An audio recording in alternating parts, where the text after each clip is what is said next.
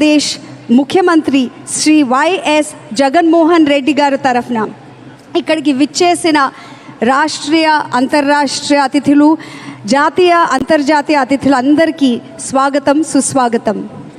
ఈ ప్రత్యేకమైన సందర్భాన్ని అంటే ఆంధ్రప్రదేశ్ గ్లోబల్ ఇన్వెస్టర్ సమిట్ 2023 ఈ ప్రత్యేకమైన సందర్భాన్ని పురస్కరించుకుని ఇక్కడికి విచ్చేసిన వాళ్ళందరూ ఆంధ్రప్రదేశ్ సామాజిక ఆర్థిక అభివృద్ధిలో భాగస్వామ్యం తీసుకున్నందుకు మీ అందరికీ ధన్యవాదాలు తెలియజేస్తున్నాను.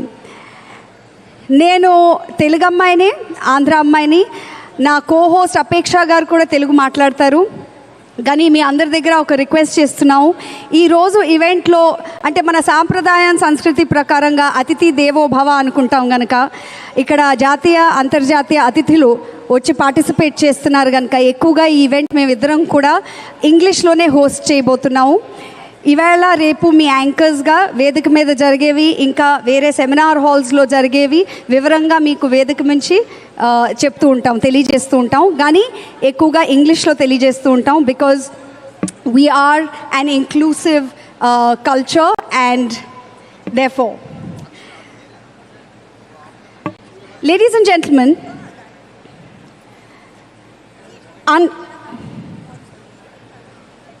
I request the audience to please be seated. I request the audience to please be seated.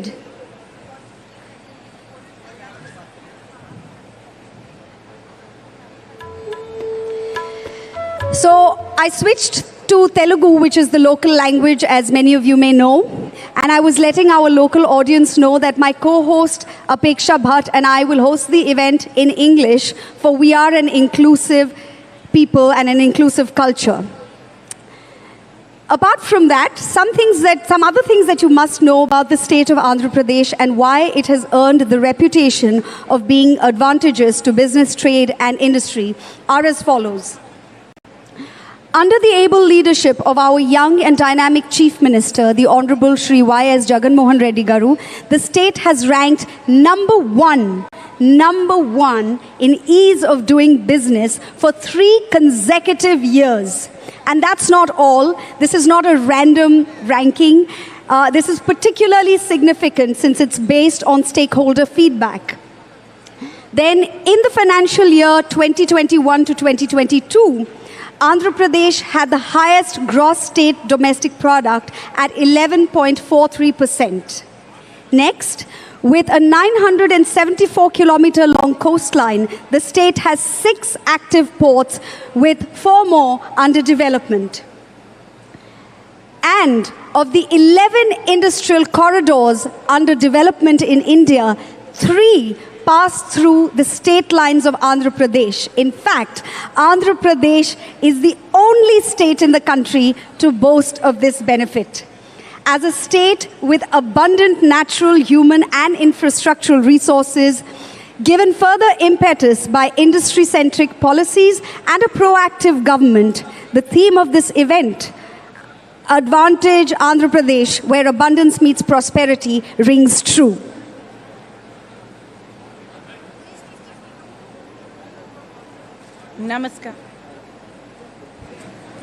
Namaskaram, Namaste, Namaskara, Vanakkam, Shubhechao, Namaskar, Kamagani, Annyeonghaseyo, Guten Morgen, Bonjour, Konnichiwa, Ni hao, and a very, very pleasant morning to you all, ladies, gentlemen, and honorable guests.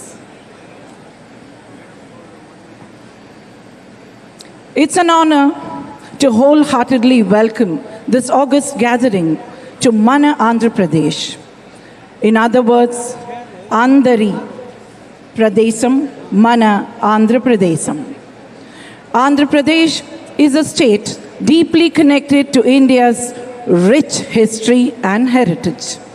The state traces its roots in some form or the other since Vedic times. Over the centuries, the state has evolved and moved from strength to strength. It has transformed into a progressive state that has stayed ahead of all others in all aspects. Blessed with the presence of the holy shrines of Tirumala, Srishailam, Simhachalam, Ahobilam, Annavaram, and Vijayawada and Kanakadurgamma, it weaves love into the hearts of people with Dharmavaram, Mangalagiri, Venkatagiri, Uppada, and Kalamkari. It flows abundantly like the rivers of Krishna, Godavari, Tungabhadra, and Penna. The rich art of Lepakshi and Kondapalli Bommas awaken the child in us. The Andhra cuisine is amongst the best, and the pickles being the queens. Avakaya is a show stealer along with the Andhra Mata Gongura. And to tickle the sweet taste buds, the Kakinada Kaja, Bandar Laddu, Achayapuram Bhutarekulu are here. And the 2 days of the summit will be music to our ears, like the creations of Tyaga Brahmam and the devote Annamaya Garu. Summer is fast approaching, and the most exported fruit, Banganapalli mango, is from Mana, Andhra Pradesh, and Nujavidu Rasalu being in a league of its own. So we really hope you get to taste all of this when you're here in our beautiful coastal town of Visakhapatnam. Over these 2 days, we will hear from the titans of the Indian and global industry who will share their experience of establishing businesses in Andhra Pradesh and their plans for themselves and for also the growth of this wonderful state. And it is indeed abundance and prosperity here at Vizag. The 13 sectors of focus for the conversations at this summit over the next 2 days will be aerospace and defense, agriculture and food processing, automobiles and electronic vehicles, electronics and information technology, healthcare and medical equipment, industrial and logistical infrastructure, MSME and startups and innovation, petroleum and petrochemicals, pharmaceuticals and life sciences, renewable energy, skill development and education, textiles and apparel, tourism and hospitality. Now, in these conversations across sectors over the next 2 days, you will hear lived experiences, unbiased, well-validated commentary from sector experts on the steps that have been taken in real time by the government of Andhra Pradesh to promote sustainable growth in these sectors.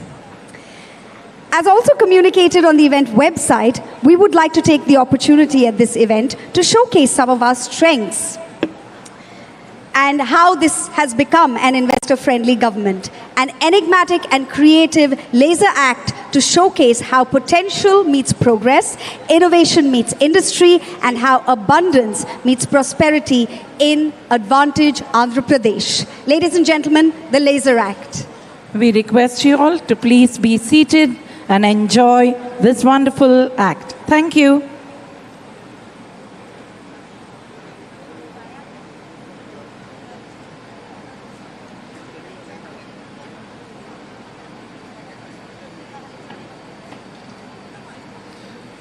Before we go on to the laser act, we would like to reiterate that today we are here to celebrate this iconic state and to herald the new path that is being chartered towards the future of abundance, prosperity, and success. There are a lot of activities that are planned at this wonderful inauguration for all of you, ladies and gentlemen, and we are sure you're all going to wholeheartedly enjoy it. And for all our dignitaries who have come from all over the world, we are hoping this is going to be a very, very pleasant introduction to our Indian culture and taste, and also the culture of our wonderful state, Mana, Andhra Pradesh. We are awaiting the arrival of our dynamic leader, Honorable Chief Minister of Andhra Pradesh, who will be very happy to welcome you all, the people from all over our country, and also the people of Andhra Pradesh, and also particularly the dignitaries who have come all the way from all over the world.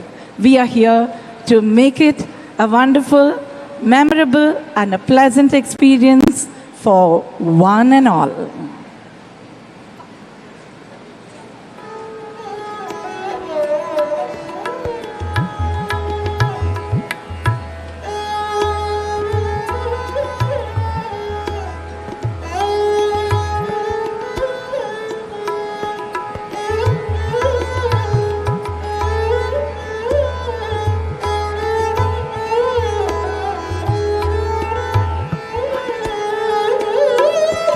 As we are getting ready to showcase the Laser Act, we humbly request everybody to please be seated. Kindly be seated. We can see a lot of people all around standing. అతిథులందరినీ కూడా కూర్చోమని request చేస్తున్నామండి. చాలామంది ఇప్పుడు కూడా నుంచుని ఉన్నారు, అంటే halls సైడ్లో అండ్ హాల్స్ మధ్యలో.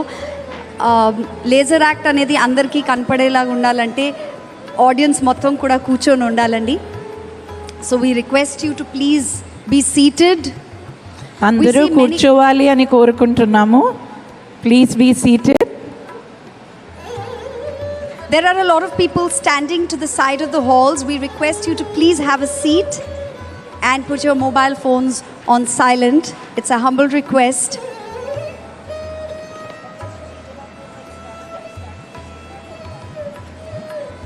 We are expecting the Honorable Chief Minister of Andhra Pradesh and other esteemed guests to join us at the venue any moment. And it would be great if all of you are comfortably seated with your mobile phones on silent at the time that we welcome them.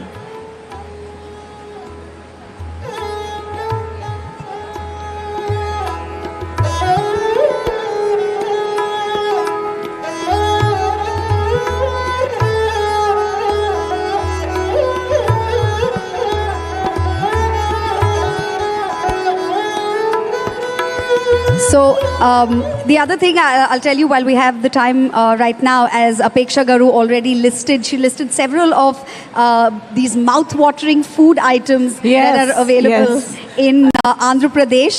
And I hope everybody gets to taste all of that. Yes. Do not forget to taste the spicy pickles and also the wonderful sweets when you're here. And the food is spicy in Andhra Pradesh, in the south of India especially, and I would say even for the good part of the Deccan and the north of India, Andhra Pradesh has one of the spiciest cuisines, but it's not this hard spice that sort of hits you. So do be adventurous while you're in the city and try out the food. You're also in one of our coastal cities, so you get to try some of the Andhra seafood. Of course, it's the land of the best chilies. So obviously it will be put to best use, and that's why the best pickles come out of here. Yeah. We really hope you're having a pleasant experience as you have arrived here and you're seated. And we promise that it's going to be a wonderful show for all of us today and a landmark one too for development. So even as, we will be hosting this event in English, just a little trivia for you is that Telugu, which is the local language of Andhra Pradesh, is the second most largely spoken Indian language across the world. Just FYI. We are expecting our Honorable Chief Minister to arrive any moment. Request everybody to please be seated.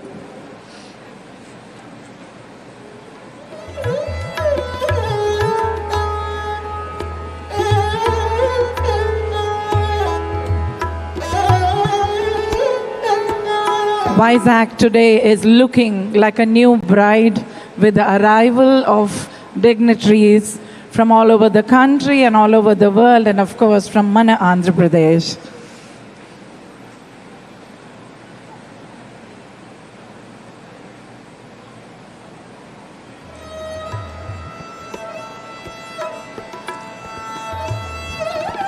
There has been a lot of planning and detailing that has been put into this massive event so that everybody has got something to take back from here at the end of these significant 2 days.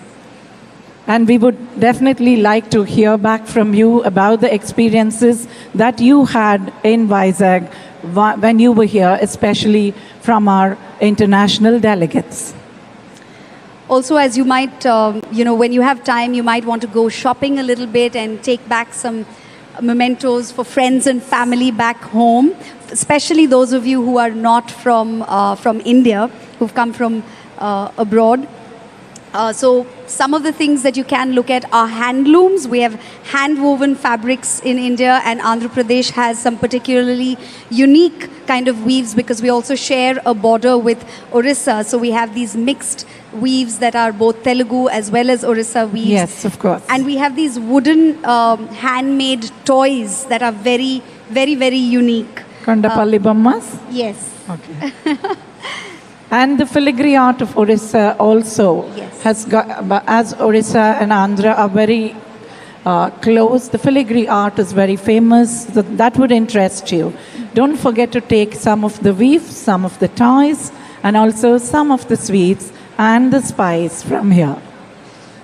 Spice meaning the pickles.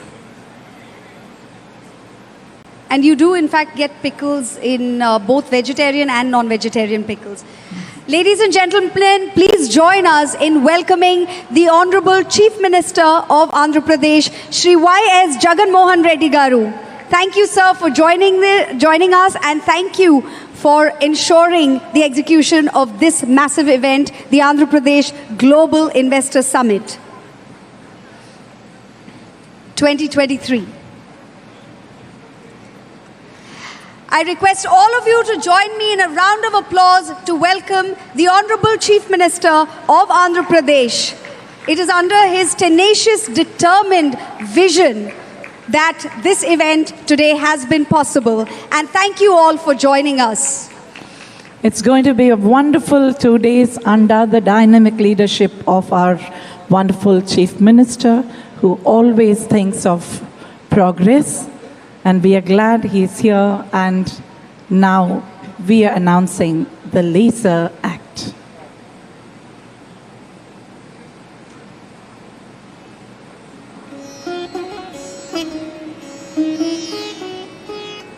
We request all the dignitaries on the dais, as well as our esteemed guests in the audience, to please have a seat as we prepare the Laser Act for you.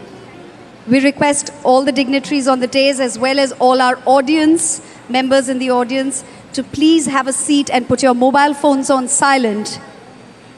Please be seated and enjoy this wonderful show.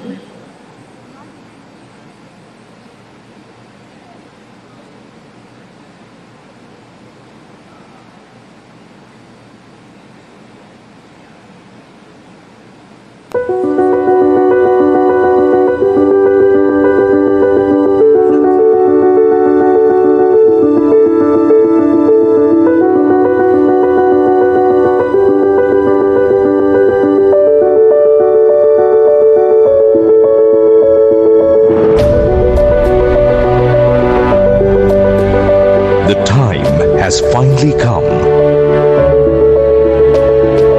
to unleash a new era of progress and development.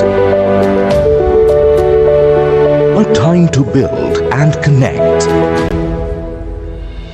To bring in waves of transformation and herald winds of change. For dreams to take wing and ambition to take flight.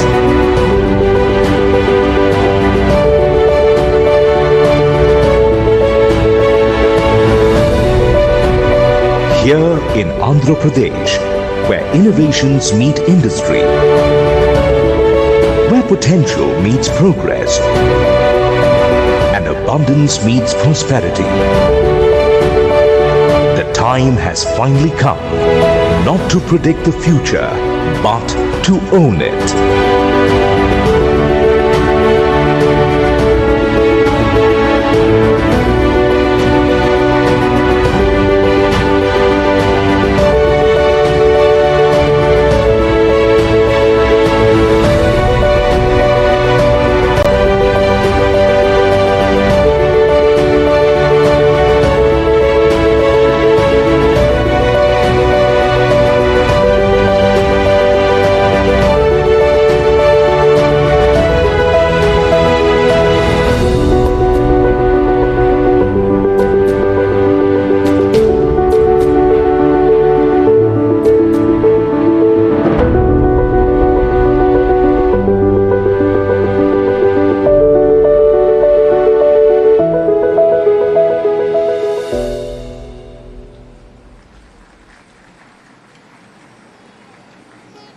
Wasn't that wonderful, ladies and gentlemen? Can we hear a generous applause for that show? An act that showcased how potential meets progress. Moving on, we invite you all to join us and mark the beginning of the proceedings with the state anthem. Please put your hands together for the disciples of Sangeeta Sudhanidhi, Srimati Gummaluri Sharada Subramanyam, Bhavana Yadavilli, Garikipati Shamala, Pampana Shri Kanyaka Sivani, Dr. Chandini Shri Saudari, Jandyala Vidyashri, Aravilli Lakshmi Jnanada, Chaganti Saumya, and Potharaju Aditya Ram, who will be presenting the state song Ma Telugu Talliki Mallepu Danda.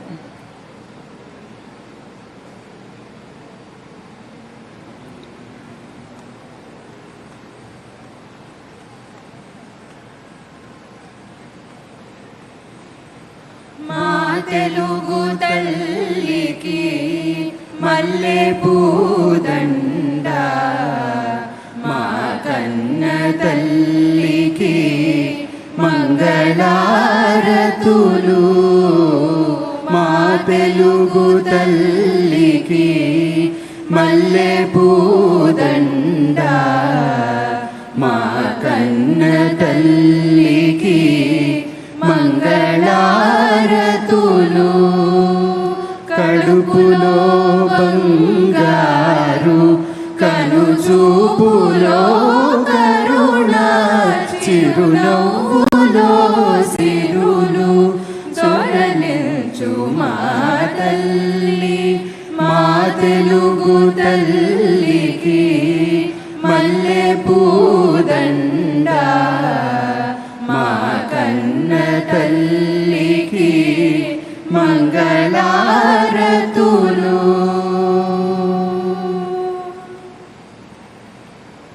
గలగల గోదారి కదలిపోతుంటేను బిరబిరా కృష్ణమ్మ పరుగులిడుతుంటేను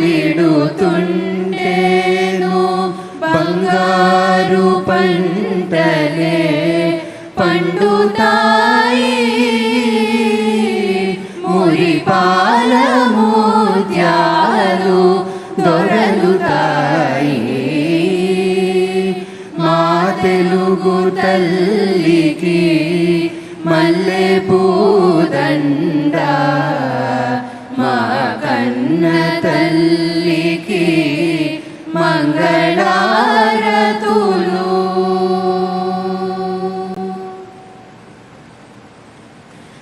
అమరావతి నగర అపురూప శిల్పాలు త్యాగయ్య గొంతులో తారాడు నాదాలు తిక్కయ్య కలములో తీయందనాలు నిత్యమై నిఖిలమై నిలచి ఉండేదాకా రుద్రమ్మ భుజ శక్తి మల్లమ్మ పతి భక్తి తిమ్మరు సుధీయోక్తి కృష్ణరాయణ కీర్తి మా చెవులు రింగుమని మారు మ్రోగేదాకా నీ ఆటలే ఆడుతా నీ పాటలే పాడుతా జై తెలుగు తల్లి జై తెలుగు తల్లి జై తెలుగు తల్లి.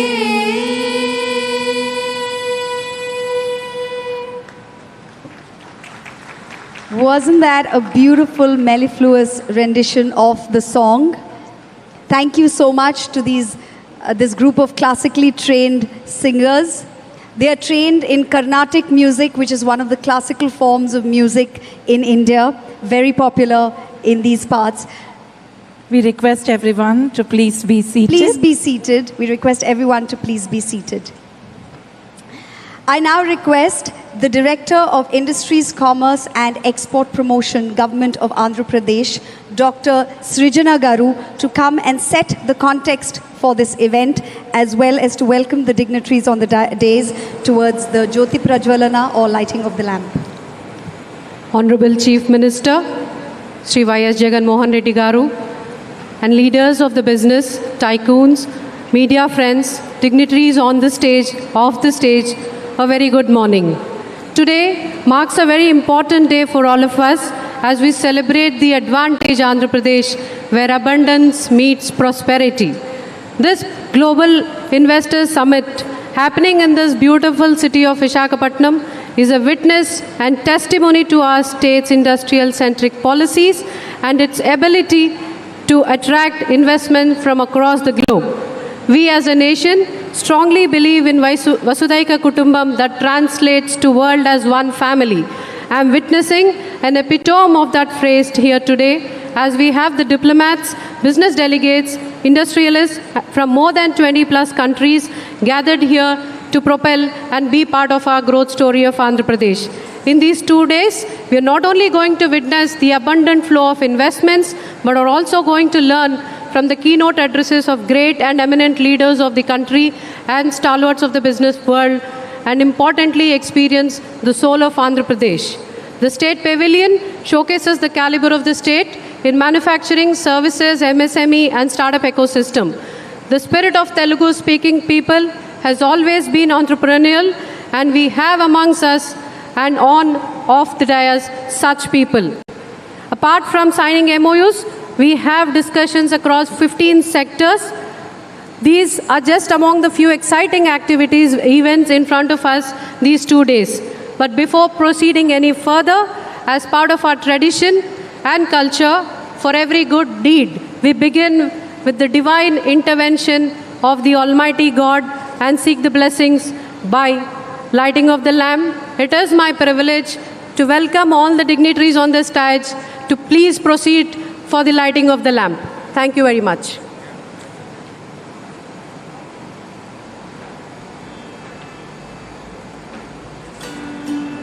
I request the dignitaries to please proceed for the lighting of the lamp ceremony.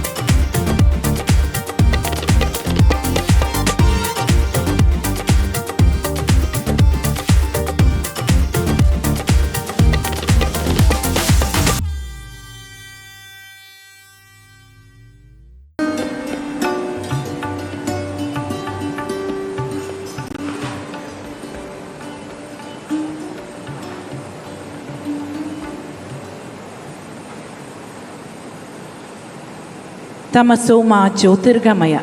May we move from darkness to light, like it is said in our wonderful Sanskrit language. May the future of our wonderful state of Andhra Pradesh and also of all the esteemed guests who are here be as bright as this wonderful lamp. Thank you, Dr. Srijana Garu, for this auspicious start. వేదిక మీదకి వచ్చేసిన పెద్దలకి వారి కరకమలతో జ్యోతి ప్రజ్వలన జరిపించినందుకు ధన్యవాదాలు. Welcoming is a pleasant task. Now, it's an honor to invite the Chief Secretary to the Government of Andhra Pradesh, Dr. K.S. Jawahar Reddy Garu, to welcome this august gathering.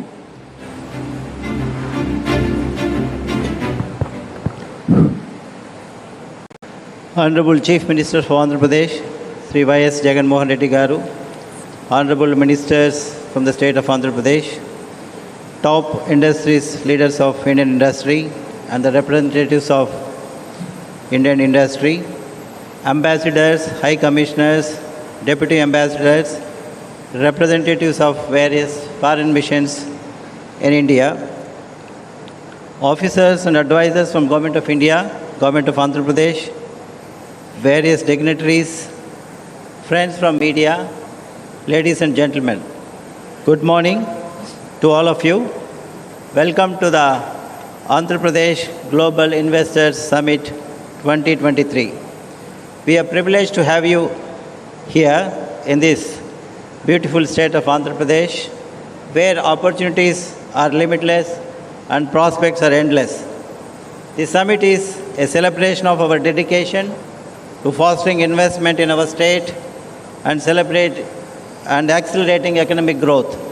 We are pleased with the advancements we have achieved in recent years, and we are even more enthusiastic about what lies ahead. The residual Andhra Pradesh state is quickly becoming a center for business, technology, and innovation. We have developed an atmosphere that is welcoming and fosters investment with strong emphasis on boosting ease of doing business. The state has undertaken several measures to strengthen its infrastructure, including construction of ports, airports, and road network, as well as the creation of industrial corridors. With a focus on skill development, the state has created a pool of skilled workforce to satisfy the demands of diverse sectors. The state has also put in place a number of initiatives to minimize cost and risk of doing business, including streamlining processes and creating single window system for approvals. I believe that this summit will serve as a platform for investors to connect, collaborate, and explore Andhra Pradesh and its advantages. Thanks to the richness of natural resources, talented people, and advantageous location, Andhra Pradesh is an excellent destination for investment. Through this summit, we intend to emphasize our state's potential and our numerous initiatives to encourage investment in a range of industries, including manufacturing, infrastructure, agriculture, and tourism. I am confident that this summit will be a platform for fruitful discussions, constructive partnerships, meaningful collaborations, and memorable experience for each one of you. Once again, I would like to welcome you all to the Global Investor Summit 2023. Jai Hind. Thank you, sir, Dr. K.S. Jawahar Reddy Garu, for sharing your views with this audience. Ladies and gentlemen, abundant with advantages in every aspect, geographical, agricultural, industrial, and infrastructural, Andhra Pradesh supports the success of industries through 8 themes. They are conducive business environment, robust industrial infrastructure, strong logistics infrastructure, strategic location, quality power and water availability, industry-ready skilled workforce, raw material availability, low cost of doing business, all of which provide nothing but opportunity galore for industries to prosper here. To give us a better understanding of each of these 8 themes, we invite the Honorable Minister of Industries and Commerce, Infrastructure and Investment, Information Technology for the Government of Andhra Pradesh, Shri Gudivada Amarnath Garu, to please address this audience.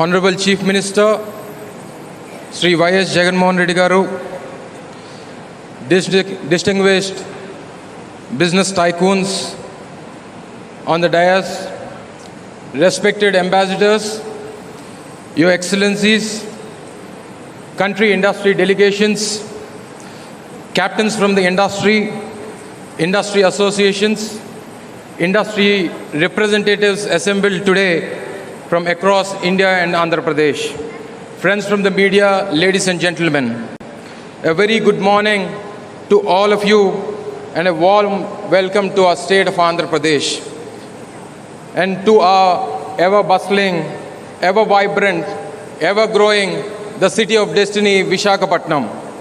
As we have assembled today for the Andhra Pradesh Global Investors Summit 2023 in Visakhapatnam, you will get a chance to hear about the remarkable advantages of the state, the varied opportunities that the state holds for investors from all walks of life. It is a very proud moment to each of us in the state to witness the remarkable response to the summit from all of you. Being on stage today with the who's who of the industry, Indian industry, and seeing the packed plenary hall today and reflects the tremendous confidence that the business ecosystem has in the state of Andhra Pradesh, and also the leadership of our Honorable Chief Minister, the dynamic Y.S. Jagan Mohan Reddy Garu. Today, Andhra Pradesh is rapidly growing, progressing under his clear directions across all dimensions. Our Honorable Chief Minister has set a path for balanced regional development and sustainable economic growth, inspired by the Navaratnalu, an elaborate model of governance comprising of a welfare and inclusive development-driven society. Our Honorable Chief Minister has ushered in a paradigm shift in governance in the state. His clear message for all of us has been to handhold entrepreneurs from conceptualization to commissioning to marketing their products. As a state, we are committed to reducing risks for industry and lowering costs for doing business, while providing a strong industrial ecosystem for all of you. The state of Andhra Pradesh is blessed with a government with complete political stability, with a strong political mandate. The governments can drive decisions which are not short-sighted, but aim at creating a wonderful future in the extended term.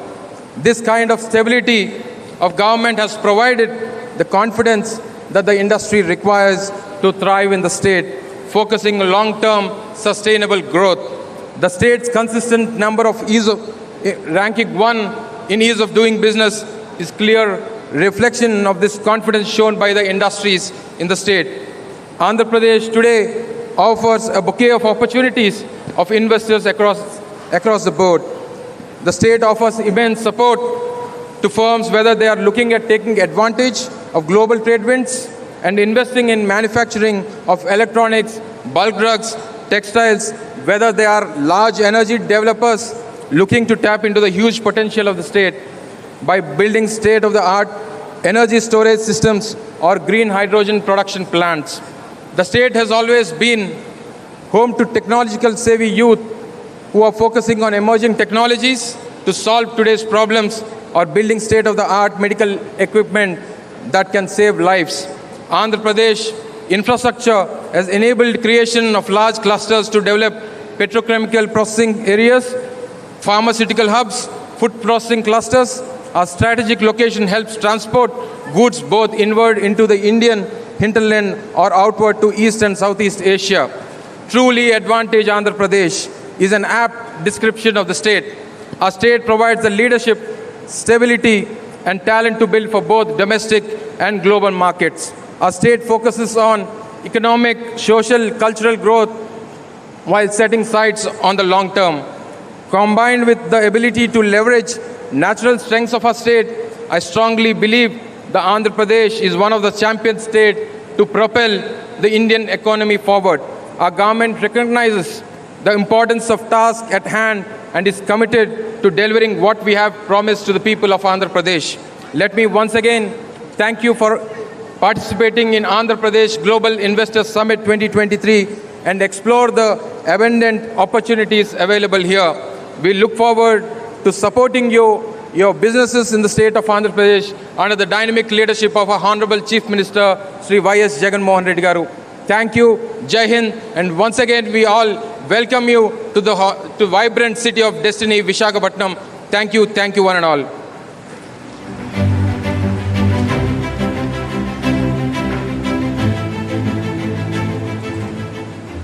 Thank you, Shri Amarnath Garu, for your captivating insights and observations. With US $147.21 billion gross state domestic product in the year 2021-22, Andhra Pradesh has witnessed a global digit growth rate when the rest of the world grapples with economic uncertainty. How did the state manage to rise above the hard times is really wonderful to know. Now, it's an honor to invite our Honorable Minister of Finance and Planning, Commercial Taxes, Legislative Affairs and Skill Development and Training, Government of Andhra Pradesh, Honorable Shri Buggana Rajendranath Garu, to address the gathering. Welcome, sir. Honorable Chief Minister of Andhra Pradesh, Shri Y.S. Jagan Mohan Reddy Garu, Honorable Ministers, Parliament Members, Legislators, my colleague Minister, Shri Gudiwada Amarnath Garu, Excellencies representing over 20 countries, industry leaders from leading business houses in the country, business delegations, industries assembled today from India and Andhra Pradesh, friends from the media, ladies and gentlemen, andariki kuda na hudayapuraka namaskaram. It's our honor to have your attendance today. Historically, business, commerce, trade, industry, they all have been established in various areas for various reasons and advantages. It could be raw material, it could be market, it could be the workforce, it could be the ecosystem, or it could be stable governments. We have seen in the past how European countries have colonized and then established industries. We've seen how people have gone and settled in the United States of America. We've seen the story of Japan, Korea, China. Everywhere it's the same. Business goes towards where there is opportunity. Similarly in India, post-independence, a lot of industry has developed in certain states, in certain cities, all depending on the natural advantages that are available. Now, why AP? Why does anybody have to come to AP? There are reasons. As the tagline says, where abundance meets prosperity. Here we have some natural advantages in the form of agricultural produce. We are first in second, third in most of the agricultural produce, be it fish, shrimp, be it horticulture crops, be it pulses, be it vegetables, be it milk, be it meat. We are first, second, third in most of the agricultural produce. We have a lovely ecosystem for establishment of automobile industry, pharmaceutical industry. We are also in the area of the niche shipbuilding. We have certain advantages in the form of logistics where ports and port-led connectivity is available in abundance. Inland waterways are being created. We have proximity to the cities of Chennai, Bangalore, Hyderabad. We have an excellent workforce with a beautiful demography. We have wonderful skill development centers and skilling activity taking place. And most of all, we have abundant and maybe the best in renewable energy.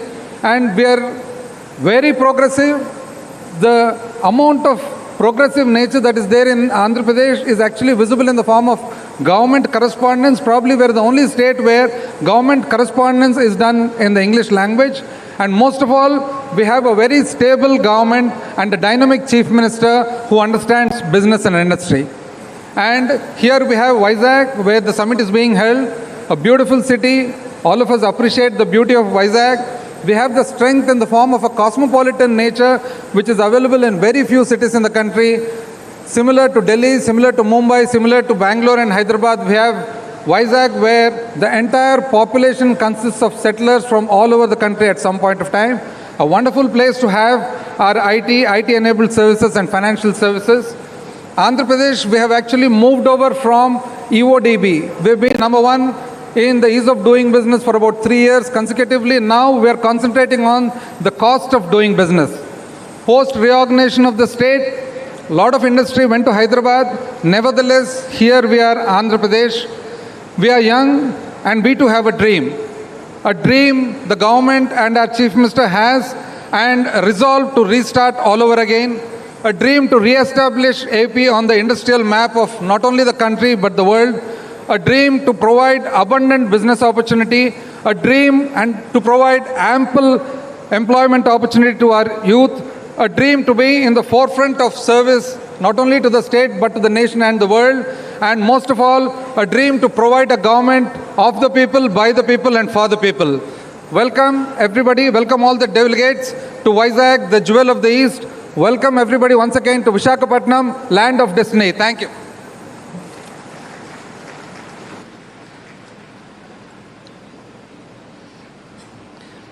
Dhanyavadalu, Shri Rajendranath Garu.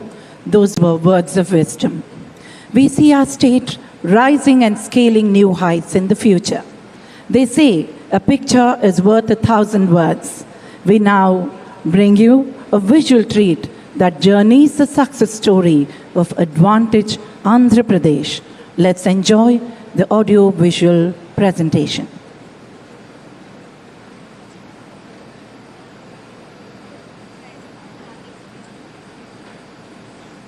Gateway to Southeast Asia, 974-kilometer long coastline, robust industrial infrastructure, 3 industrial corridors, 6 ports, 6 airports, diverse industrial base, industry-ready skilled workforce, plug-and-play facilities for industries. Number 1 in ease of doing business based on 100% perception survey for the last 2 editions. Advantage Andhra Pradesh, where abundance meets prosperity. A new era has begun in Andhra Pradesh, an era of innumerable opportunities and immense possibilities. Dedicated efforts of the visionary Chief Minister Honorable Shri Y.S. Jagan Mohan Reddy have carved a new identity for the state by measuring up to all parameters of development, trade and investment.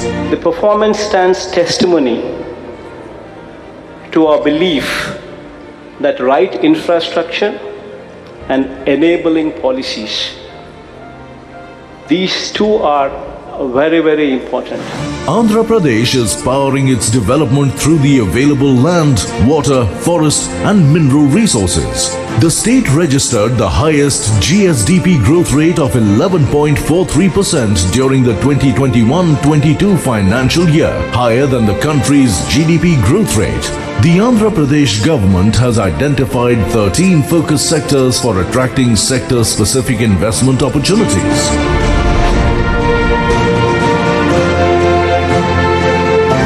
The state has an abundant land bank of approximately 46,000 acres for industrial development, with industrial zoning as the key focus area to provide a risk-free, investment-friendly environment. A big credit for immense success in every field goes to plug-and-play model and industrial hubs. This includes YSR Jagananna Mega Industrial Hub, YSR Electronic Manufacturing Cluster, Industrial Corridors, PCPIR and Beach IT model. With 6 airports, the state with the largest number of operational airports, air freight traffic is increasing impressively year after year. State-of-the-art cargo handling facilities are available at major airports. The goal is to establish AP as a strategic air cargo hub. Andhra Pradesh is taking special steps to handle double the ship traffic and cargo in the next 5 years. The port capacity has increased by 75%. Direct calls with Southeast Asian economies also reduce transit time. Andhra Pradesh is the only state to have 3 industrial corridors for accelerated development across the state. Visakhapatnam Chennai Industrial Corridor, Chennai and Bengaluru Industrial Corridor, Hyderabad Bengaluru Industrial Corridor.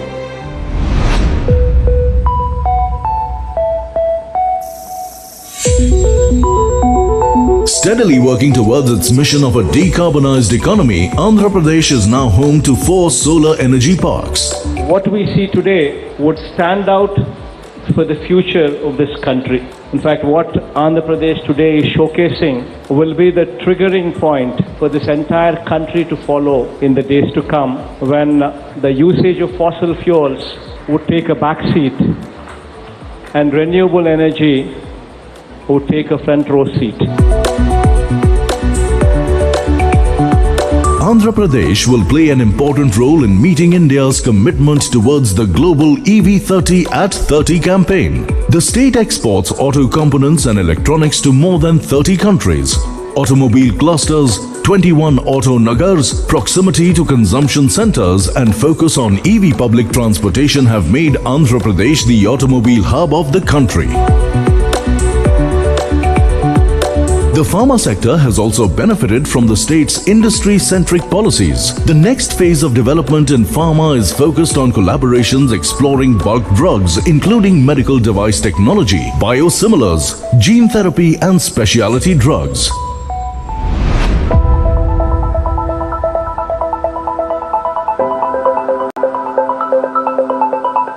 Andhra Pradesh's excellence in the electronics and IT sector is well known. Andhra Pradesh is an ideal choice for global conglomerates to invest in the electronics sector and cater to the ever-increasing global demand. It has the distinction of being the only state in India with 4 dedicated electronics manufacturing clusters. 60% of the state's population is associated with agriculture and agro-business. Integrated production centers are being developed in every district under the AP Food Processing Policy 2025, ranks first in terms of the total value of trade on the national agricultural market.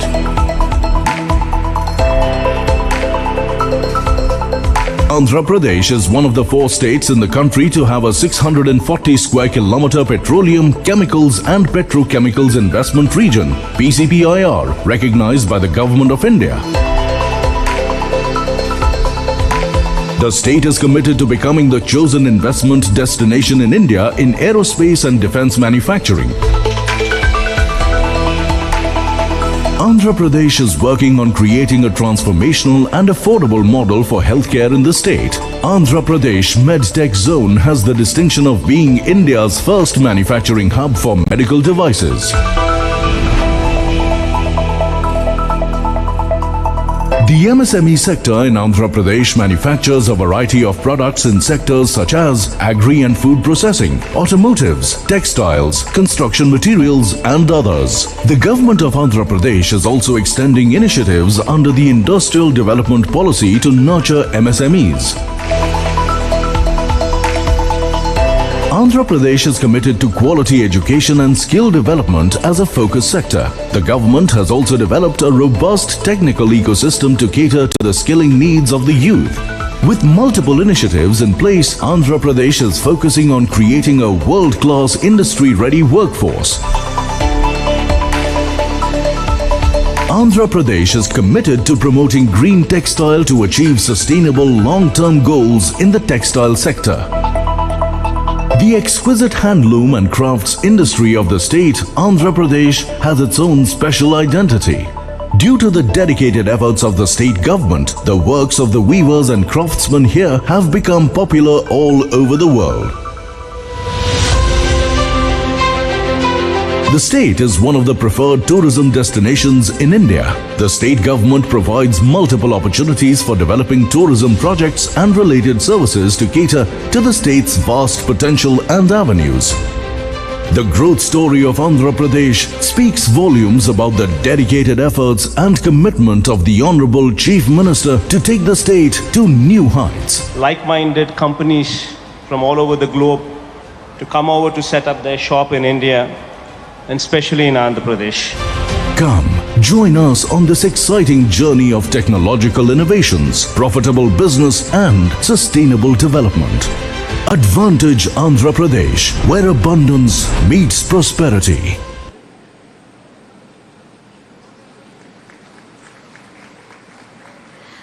We really hope you enjoyed this audiovisual presentation. Part of the purpose of this summit, the Global Investors Summit 2023 at Andhra Pradesh, is to tell you exactly why this is Advantage Andhra Pradesh for your investments. Ladies and gentlemen, Andhra Pradesh saw the highest quantum jump in GSDP in financial year 2020 to 2021 and in the financial year 2021 to 2022. The construction sector contributed significantly to this with its rapid rate of growth at 26.75%. I cordially invite the Chief Executive Officer of NOF, Shri Sumit Bidani ji, to share his views on these numbers and the future prospects of this sector in the state of Andhra Pradesh.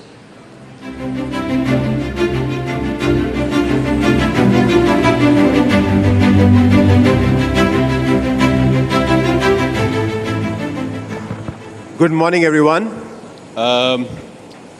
It's indeed a pleasure to be here and a great honor to be on the stage with all the many dignitaries out here. Firstly, I would like to thank the organizers for inviting us to this prestigious event. As far as introduction is concerned, I am Sumit Bidani and I head the Kanoff gypsum product business in India. Kanoff, as you may know, is the leader in gypsum products world over, and in India has been gaining rapid strides over the last many years.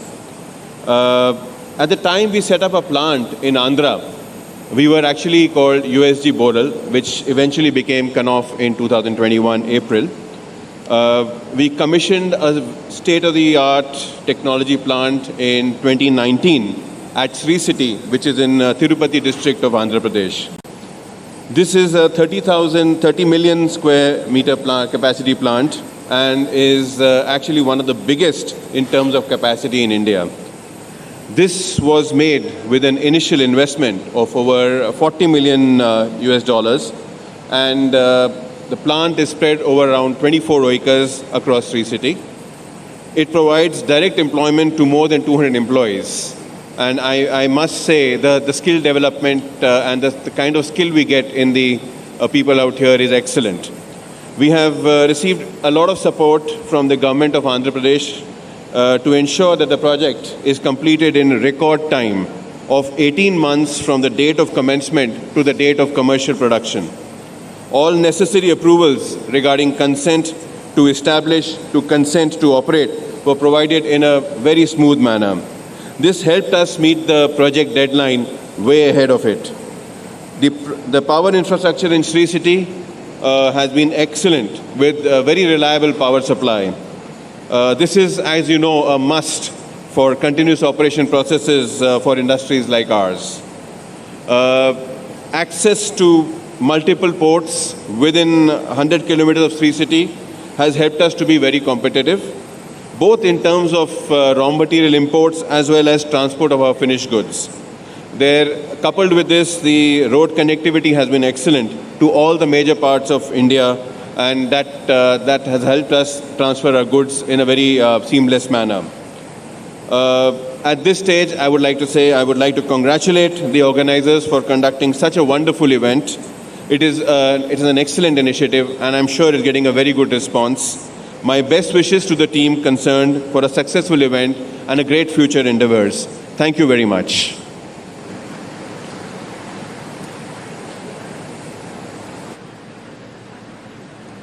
Dhanyavad Shri Bidani ji for sharing your insightful case study with us.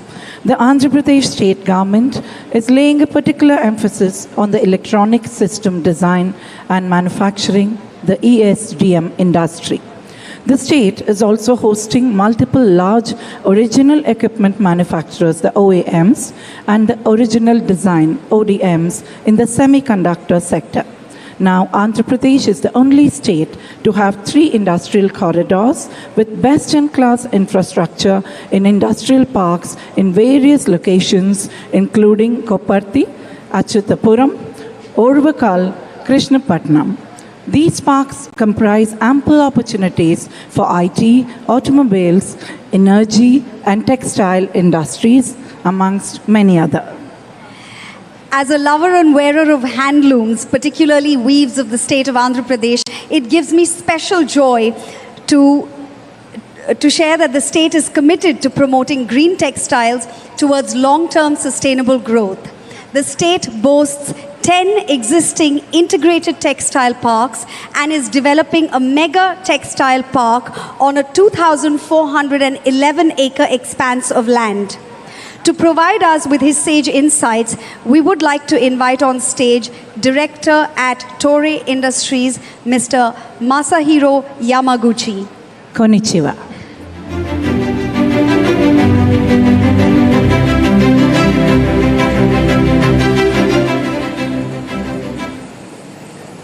Namaste, konnichiwa. On behalf of Toray India, I, Masahiro Yamaguchi, warmly thank Honorable Chief Minister Sri Jagan Mohan Reddy Ji, Government of Andhra Pradesh officials, Indian and foreign invitees, guests, and participants for this opportunity.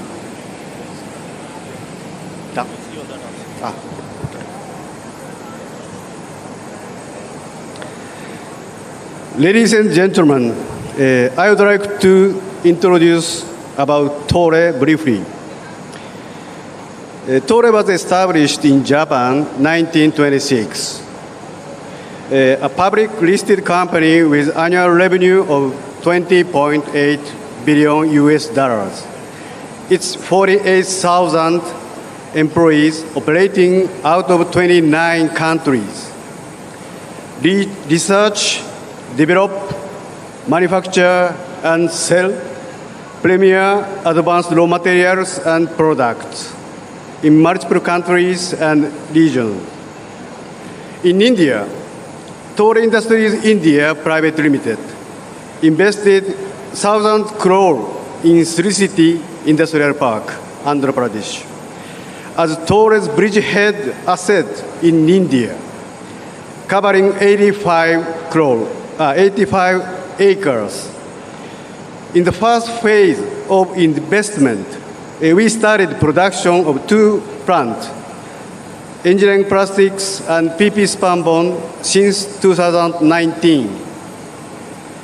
In second phase, we are investing another 200 crores for air filter media production line as our third business unit, and doubling the capacity of engineering plastic plant. Both will be operation in this year. Because of our products are created by our core technologies of organic synthetic chemistry, bio and nanotechnologies, and polymer chemistries, uninterrupted constant voltage power supply is essential for high quality, stable production. This is one of the key criteria for selecting Sri City and Andhra Pradesh. And for that, AP Transco approved 132 kV dedicated line to our factory. And APSPDCL cooperatively provided electric supply in times for our production. Thanks to this stable power supply and the infrastructure at Sri City and industrial development policy driven by Andhra Pradesh government, Toray shall expand our business activity in Sri City, Andhra Pradesh, in times to come. In conclusion, I would share that materials change our lives. ありがとうございました。Thank you so much. Thank you very much, Yamaguchi-san, for your invaluable insight. Our next speaker on the automotive industry in Andhra Pradesh, I request the Chief Administrative Officer of Kia India, Mr. Kap Dong Lee, to address this gathering.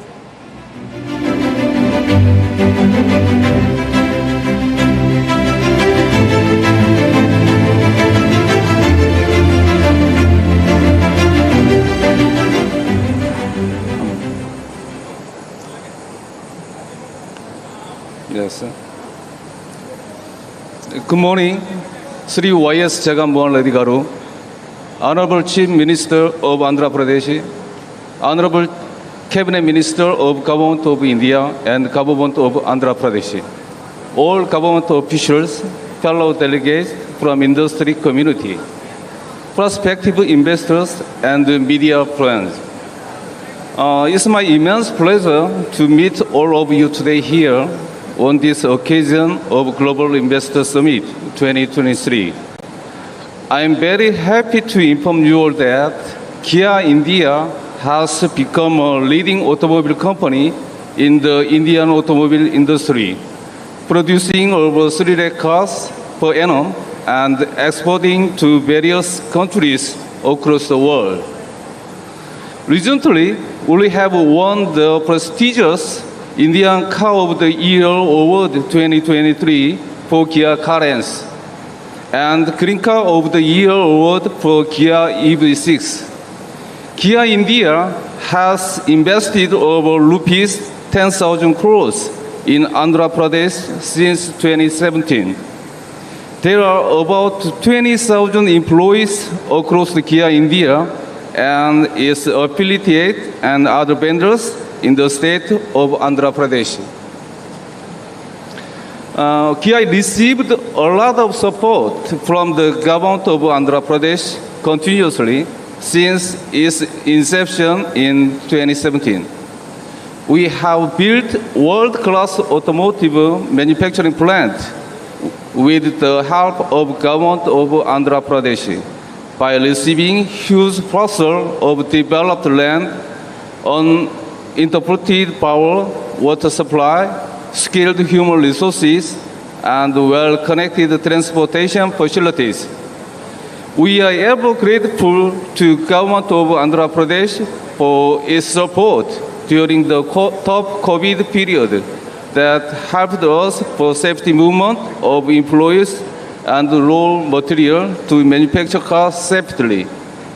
I would like to take this opportunity to thank government of Andhra Pradesh for its continuous support. The state of Andhra Pradesh is rich in natural and abundant skilled human resources, well-connected roads, rail and seaport transport facilities, along with over 970 kilometer long coastline. The state of Andhra Pradesh became the destination for prospective investors by its investor-friendly ecosystem and dynamic leadership. We at Kia India look forward to contributing more to the state economic growth in coming years. Dhanyawadaru. Thank you.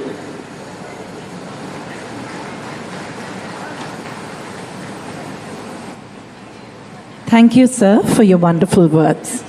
We now present to you an audiovisual presentation on renewable energy sector in Andhra Pradesh. Let's now have a look at the AV.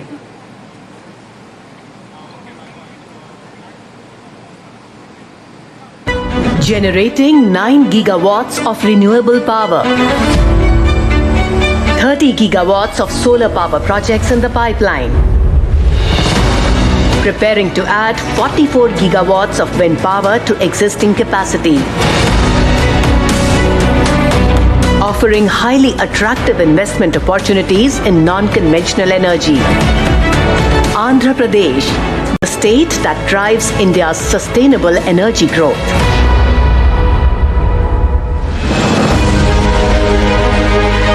Andhra Pradesh emerges as India's powerhouse, underpinning the country's commitment at the United Nations Conference of Parties on Climate Change to install 500 gigawatts of non-fossil fuel energy capacity by 2030.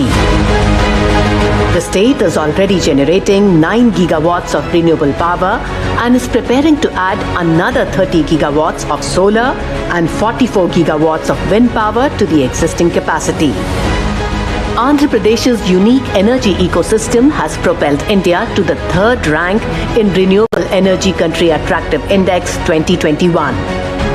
Andhra Pradesh is one particular state which is blessed for both solar as well as wind.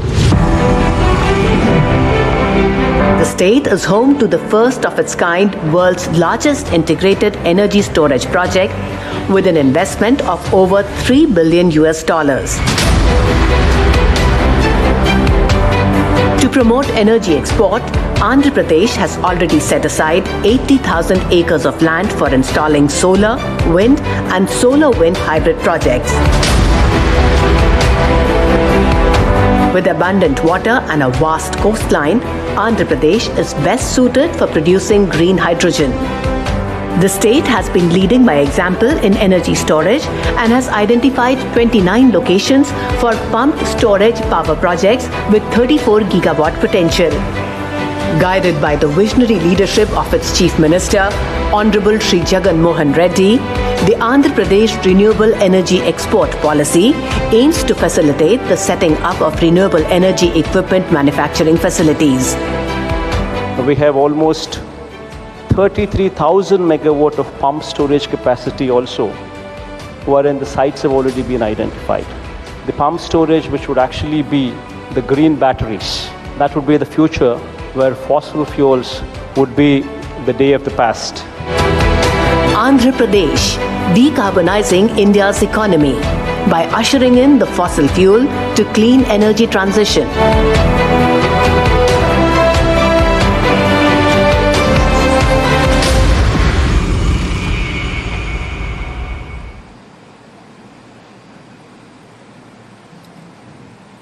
With the increase in meditourism and the industry as a whole, Indian healthcare is expected to grow.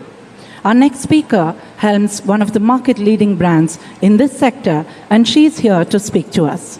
Please welcome the Vice Chairperson of Apollo Hospitals, Srimati Preeta Reddy.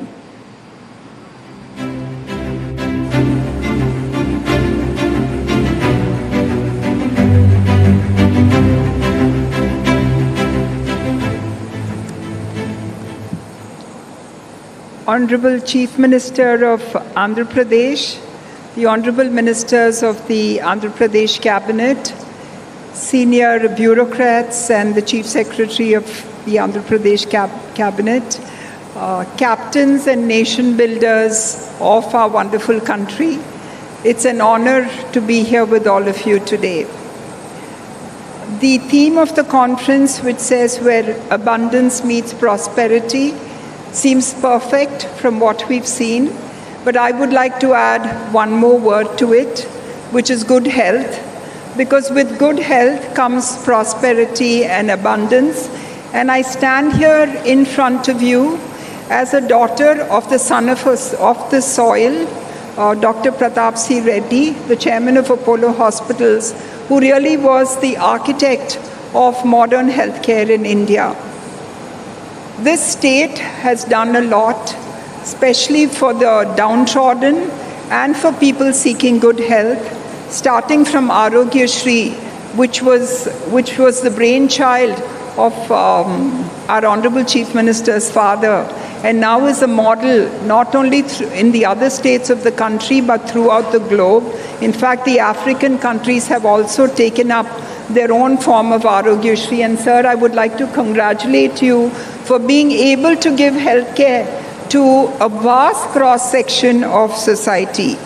The other brainchild, which I think all of us in the healthcare sector are extremely excited about, is the vision to have high-quality hospitals in a public-private participation mode in every district of Andhra Pradesh. We have done a very successful model in Chittoor, where we all come from, and I think this is being scaled up and rolled out throughout the country. And for that, I think we should again say that the state of Andhra Pradesh has really put us on the nation's map. We work together to see how we can to reduce the onset of disease throughout the state and in the country. And for that, I think we're using digital models, telemedicine, and different tools to see how can we propagate the idea of good health and intensify the work which is being done. We've done this as a model in Chittoor, and now we are doing it actually along with the Adani family at the Visakhapatnam port.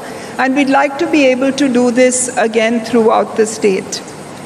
As an example, when Ford came to South India to establish their factory, it was the healthcare which made them take a decision to come to that state. And now with all the industries coming into Andhra Pradesh, I think we would be very proud to be their healthcare partner. And finally, before I conclude, we have a magnificent university campus. And as a family of Andhra Pradesh, we are putting aside 500 crores towards a state-of-the-art innovation center, which will take up artificial intelligence, machine learning, and more than anything else, work with research centers globally to bring accessible, affordable, and high-end medicine, including genetic mapping, into this country, into this state more than anything else, in our wonderful campus at Chittoor. Thank you so much, sir, for the opportunity, for the encouragement, and I promise that we as a family will always be together with you in the government to see that the state gets access to the best and the highest quality of healthcare. Thank you and namaste. Thank you, ma'am, Preeta Reddy ji. Ladies and gentlemen, as I mentioned earlier, Andhra Pradesh is the only state to have 3 industrial corridors with best-in-class infrastructure and industrial parks. Now, construction then becomes a very active industry.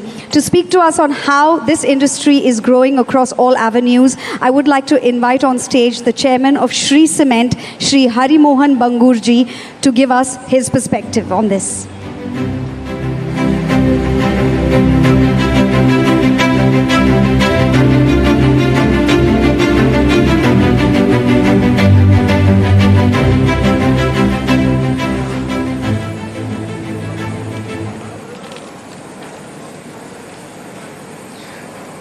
Honorable Chief Minister of Andhra Pradesh, Sri Jagan Mohan Reddy ji, officials of the Government of Andhra Pradesh, respected members of the media, my fellow delegates, ladies and gentlemen. It is a great honor and privilege for me to attend this Global Investor Summit at Visakhapatnam. Andhra Pradesh is the youngest state of India. Its growth rate was 11.4% in 21-22, and it has contributed 5% of the Indian GDP. Congratulations, sir. Excellent work is being done here in education, social engineering, and all the right steps to attract industry. My gratitude to Government of Andhra Pradesh for the unwavering support and commitment to promoting sustainable development of the state. With the excellent infrastructure of the state, skilled workforce, and business-friendly policies under the dynamic leadership of our Honorable Chief Minister, Andhra Pradesh has become one of the most preferred destinations for the industry. Shri Cement is one of the largest cement manufacturers of the country, with a capacity of around 50 million tons. Our focus is in improving our environmental performance and developing neighboring communities. We take pride in the fact that our continued focus is on creating plants and facilities that tirelessly work to deliver the highest scores of lowering carbon footprints. Very proud to say that Shree Cement has been continuously recognized as the best place to work. Our share of green power now stands at 55% of total power consumed. It is highest in the industry. Our CSR interventions are creating positive impact on neighboring communities in West Bengal. NGO run by Shree Cement has been awarded the best NGO by the state government. We are actively participating in the industrialization of Andhra Pradesh. A sum of rupees 3,000 crore has been committed for cement unit in Guntur. This will be the greenest cement plant of our country. We expect it to have the lowest carbon footprint per ton of cement produced. This plant, once commissioned, will have one of the highest percentage of green power as well as use of alternative fuel. Project work is progressing well. Furthermore, we are exploring to invest another rupees 5,000 crore in Andhra Pradesh. The new investment will have direct and indirect employment of 5,000 people while creating a pool of more than 1,000 crores contribution to the state exchequer annually. We are sure that with the recent trend, demand for all products in Andhra Pradesh will have higher growth rate than the rest of India. I am very confident that under the leadership of Honorable Chief Minister, we should be able to make bigger investment in the state. In the end, I would again like to thank Honorable Chief Minister Sri Jagan Mohan Reddy ji and Government of Andhra Pradesh for organizing this investor summit. Thank you.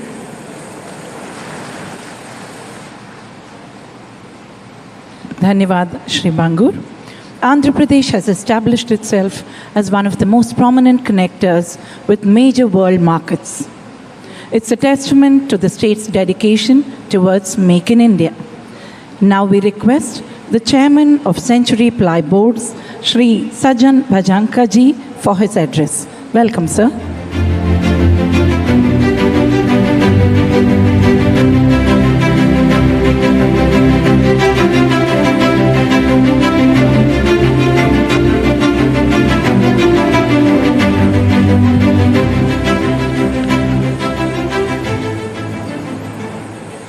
Honorable CM Andhra Pradesh Sri Jagan Mohan Reddy ji,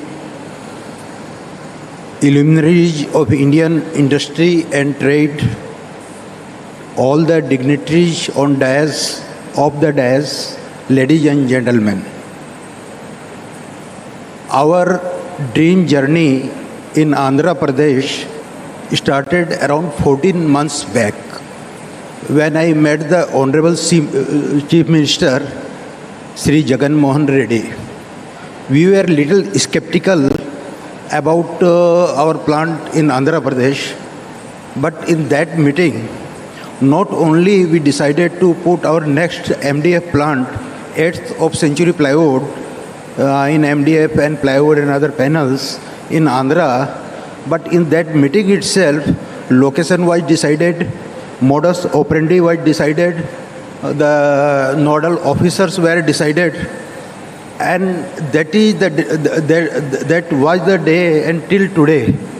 We are running almost 1 year ahead of schedule, and instead of 2024, we shall commission our project exactly within 2 years of inauguration by Sri Jagan Mohan Reddy in December 21. So it was a very pleasant journey. I should say it was a dream journey. Usually we have faced a lot of problems when we go for putting up any plant anywhere. But in Andhra and particularly our place, I visited yesterday our plant site, and all the senior officers, even the politicians, the MLA, MLC, they all came there. We jointly inaugurated some CSR initiative, and they all assured full help. And day 1 to till today, we have not faced any problem. Usually, putting up an industry is like a hurdle race. So sometimes hurdles are defined, sometimes hurdles are not undefined, and you move ahead, and lot of self-help NGOs, vested interests, they will come, they will create problem for you. But we have not come across any such problem in Andhra, and not only going ahead with the MDF plant, we added 2 more plants to it. One is the HPL, what normally you say sun mica. So that plant also we initiated, and then another PVC board. So instead of 1, now we are putting up 3 plants, and all would be completed before December. So Andhra Pradesh would be our first choice for our future expansions. I thank Mr. Kadaikal, Special Secretary Industries, Honorable CM Sir, entire district administration, and all the people for help. Thank you very much.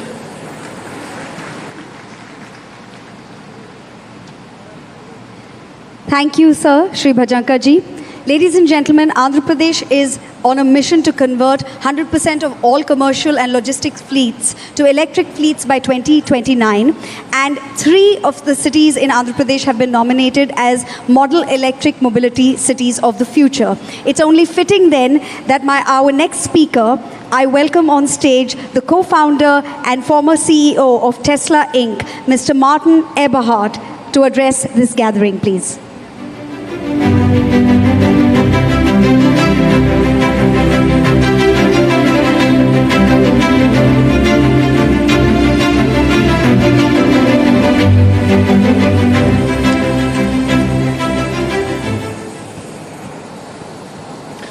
Good morning, honorable ministers, esteemed business leaders, and everyone in the audience. Thank you very much for coming and listening to me. I've been especially interested to learn about the startup scene here in Andhra Pradesh, as well as the green energy production. And I'm excited to be here at the Andhra Pradesh Global Investors Summit. I've been a Silicon Valley entrepreneur since my very first job as an engineer in 1983. That was actually the only time I applied for a job. Thereafter, I either worked at a startup company that I founded or I was recruited. The most famous of these startups, as was mentioned, of course, is Tesla, where I was the founder and the original CEO. Today, I'd like to share a few lessons that I've learned over my years as an entrepreneur. Hopefully, you'll find some of these lessons to be relevant here in Andhra Pradesh, particularly to those of you involved in startup companies, either as entrepreneurs or as investors. My first startup company developed high-resolution graphics terminals, something that was technically interesting but not particularly relevant. My next startup company was the first company making ebooks. This was also interesting, but otherwise not relevant. It was my third startup company that started a revolution. It seems unimaginable now, but in year 2000, when I started thinking about Tesla, nobody in the world was making electric cars. No established car companies, no startup companies, and most people didn't think electric cars were even possible. Tesla proves them wrong and showed that the future of automobiles is absolutely electric. Today, every legacy car company in the world knows that their future is with electric cars, and there is a rich ecosystem of EV startup companies around the world. The real problem that I saw in 2002 was climate change caused by fossil fuel consumption. I did not start out assuming that electric cars were the answer. Rather, I came to this conclusion by researching the well-to-wheel energy efficiency and carbon footprint of every kind of propulsion system I could find. Everything from petrol, diesel, hydrogen, natural gas, propane, electricity, and more. Somewhat to my surprise, the math proved that electric vehicles were by far the best choice. This was the beginning of Tesla. Starting a car company in 2002 was absolutely crazy. No new car company had ever succeeded in my lifetime. Because it was such a crazy idea, it was at first impossible to hire anyone with automotive experience. And so we started off with just beginners, people who had never done electric cars in their life. I think if I had known how difficult it was to start an electric car company, I might not have done it. But I think that my own naivety and the naivety of my founding team was necessary for us to be so bold as to start a new car company based on a new technology. We had to learn about automotive safety standards and crash testing. We had to learn about automotive suppliers, learning that suppliers generally were not interested in supplying to a small startup company in California. We had to discover the inherent safety issues with lithium-ion batteries and learn how to solve them. We had to figure out how to manufacture, deliver, and service cars. There were so many difficult problems that had to be solved, and had to be solved on a tight budget. However important naivety may be for starting a company, it is just as important to face your problems and get over them. In a startup company, it's also easy to be hyper-focused on the product you're building, solving the technical problems that are in front of you. It is easy to forget that you're also building something else, that you're building a company, and the early people that you hire, the way you interact with your team, the policies that you put in place, all of these create the company and will define it for the near future. In 2002, the idea of climate change was caused by humans and was still debatable. Today, 21 years later, this is a settled question. Climate change is real, it is an existential problem, and we are the primary cause of climate change. Do I think that replacing all of our cars with electric cars will solve this problem? No, of course not. But it is a start. The EV revolution was the best that I could do at the time with the resources that I had. We have a long way to go, and it was the best I could do. We all have a long way to go, and we need all of us to be focused on learning how to live in this world sustainably very soon. I am hopeful that this is the beginning of a green revolution that will get us there, not a greenwashing wave that will get us nowhere. And so here are a few of the lessons that I bring to this Andhra Pradesh Global Investors Summit. Do something that's really worthwhile and solve real problems in this world. Be bold. Try something new, but face your problems when they arrive, and build great companies as you build great products. Thank you very much.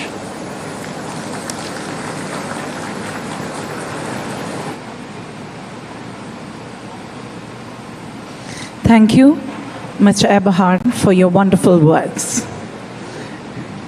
Now it's an honor to welcome the Chairman of Jindal Steel and Power Limited, Shri Naveen Jindal ji, for his address. Welcome, sir.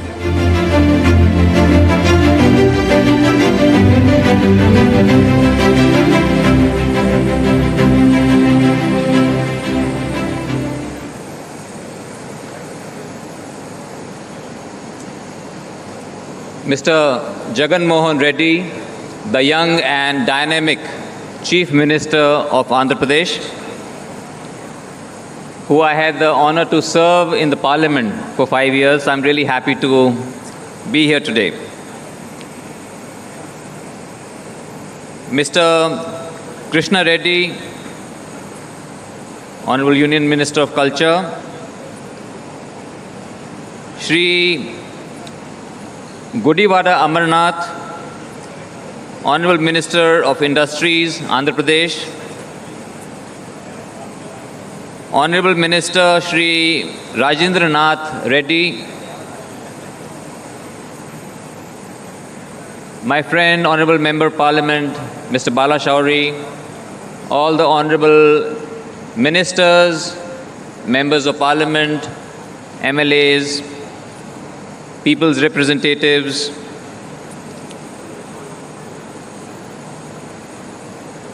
Mr. Karikal Valaven, Special Chief Secretary, Dr. Jawahar Reddy, Chief Secretary of Andhra Pradesh, all the dynamic officers of Andhra Pradesh. We meet a lot of officers in lots of states. I must say that Andhra Pradesh has a lot of young, bright people and very, very helpful officers. India's leading industrialist that we are all very proud of, Mr. Mukesh Ambani, Srimati Preetha Reddy, Shri Hari Mohan Bangad, Mr. G.M. Rao, Dr. Krishna Ella, my friend Puneet Dalmia, Arjun Oberoi, young and dynamic Karan Adani, I think he must be the youngest person on the dais, all the captains of industry on the dais, off the dais, friends from electronic and print media, ladies and gentlemen, Andariki Namaskaram.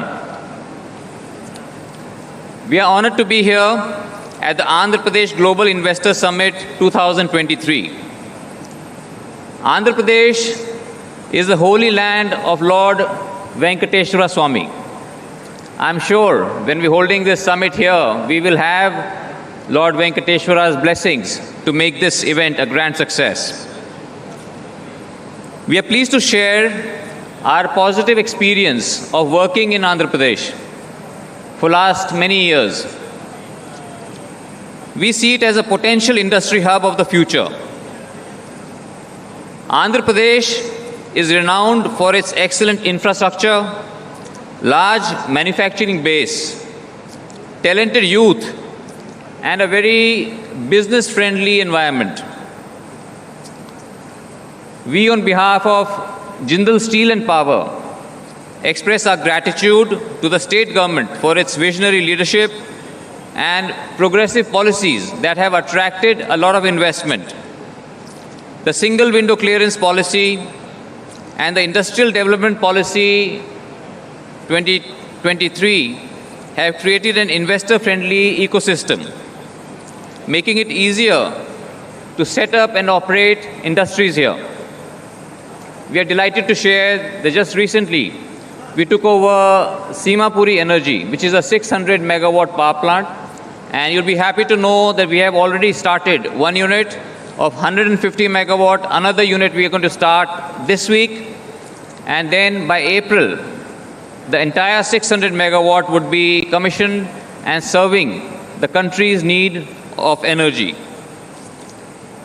Further, to increase our investments in the state, we are working on setting up a 3 million ton steel plant near Visakhapatnam, and by investing more than 10,000 crores, and more than 10,000 people are going to be getting employment here directly and indirectly. And today we are also going to be signing a MOU to that effect.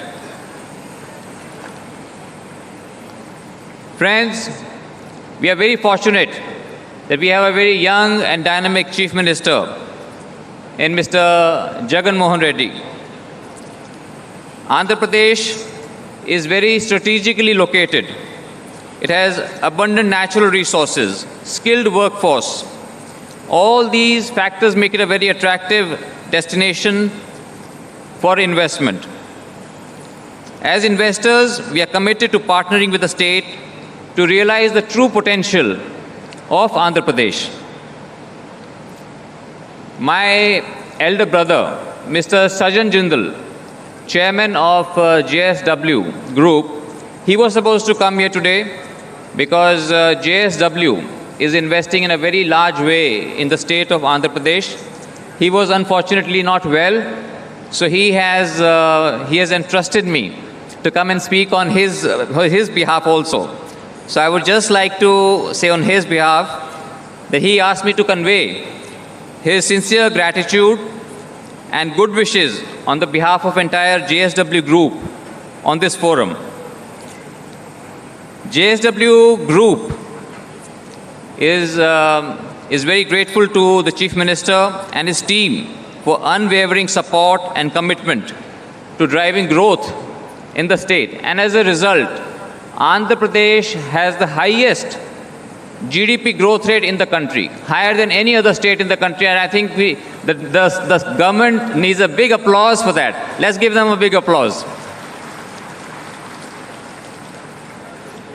JSW Group has made significant commitment to the district of Kadapa, where only recently, just last month, the groundbreaking ceremony has happened for setting up a steel plant. This steel plant is the dream project of our Honorable Chief Minister. And I can assure you, sir, that there cannot be anybody better for setting up a steel plant than my brother, Mr. Sajan Jindal. Sajan Bhaiya will do an amazing job. He is going to set up a state-of-the-art steel plant.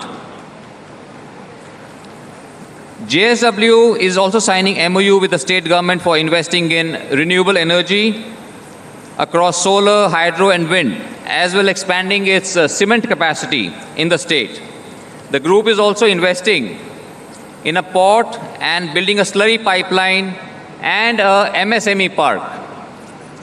The projects being built in Andhra Pradesh shall be world-class and will be the benchmark of excellence. JSW Group and JSP, Jindal Steel and Power, remain committed to partnering with Andhra Pradesh in its growth story.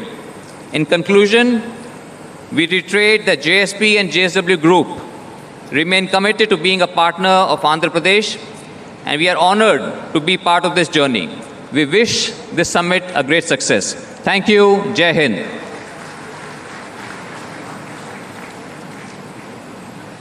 Dhanyavad Shri Jindal ji, especially for highlighting the huge employment opportunities that will be there in the state in future. We now present to you an audio-visual presentation on the industrial and logistics infrastructure sector. Watch it.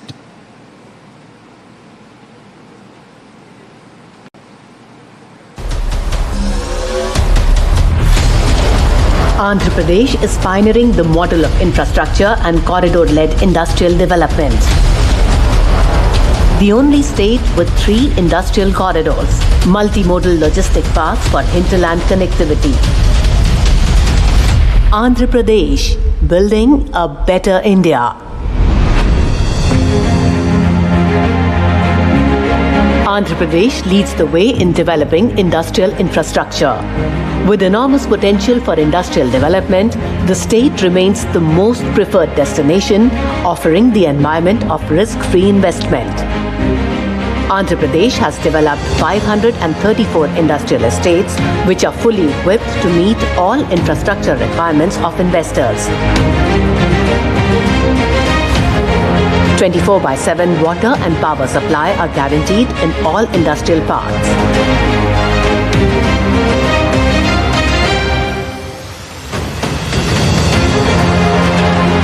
Andhra Pradesh is supported by robust industrial and logistics infrastructure with home to 3 industrial corridors: Visakhapatnam Chennai Industrial Corridor, Chennai Bangalore Industrial Corridor, and Hyderabad Bangalore Industrial Corridor. The Tri-City Growth Corridor, covering Chennai, Tirupati, Nellore, figures in one of India's top 10 manufacturing destinations.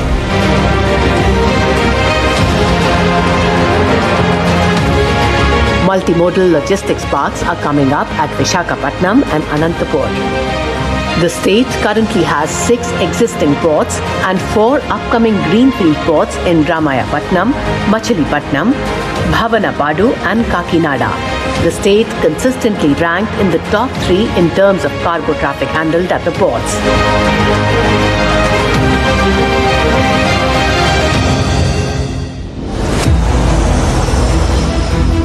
Andhra Pradesh has 6 operational airports with aircraft movement of over 45,000 flights. Year-on-year freight traffic growth at 33% in 2019-20. Total cargo handled standing at 3.9 metric tons. Well-planned cargo and freight movement, 55% rail and conveyor belts, higher than the national average of 35%. 32% road. 13% pipelines or coastal shipping. The state endeavors to improve competitiveness, building best-in-class industrial and logistics infrastructure, integrating with the global supply chains and facilitating local industry up the value chain. We are the fastest growing state in the country with 11.43% GST. And we are also rated in the sphere of ease of doing business we are rated #1 in this country for the past 3 years in a row. The government of Andhra Pradesh is committed to industrial development with a focus on strengthening infrastructure and enabling logistics ease by leveraging industrial corridors.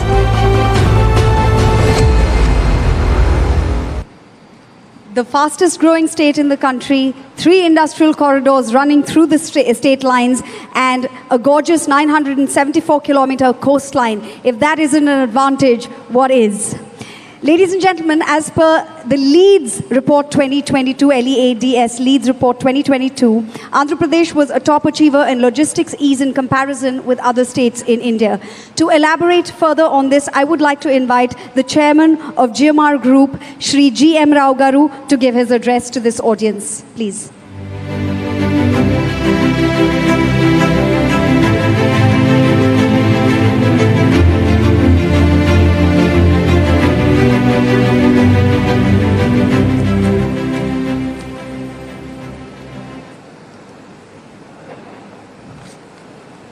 Honorable Chief Minister Jagan Mohan Reddy Garu, dignitaries on the dais and the dignitaries of the dais.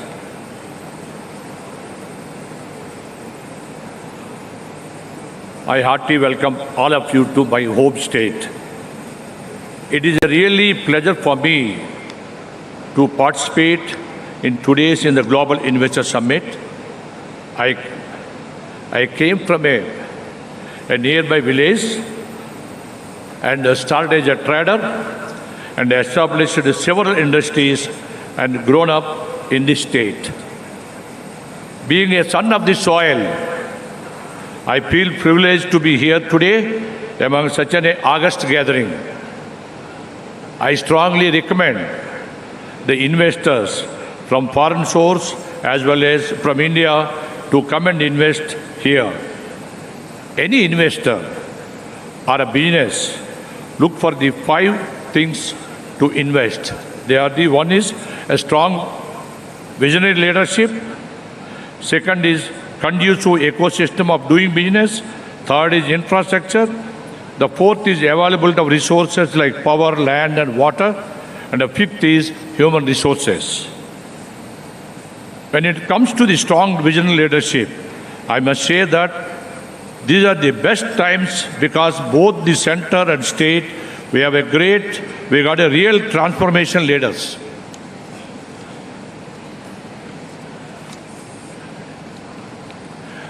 Our beloved visionary Prime Minister, Sri Narendra Modi ji, creating a new India.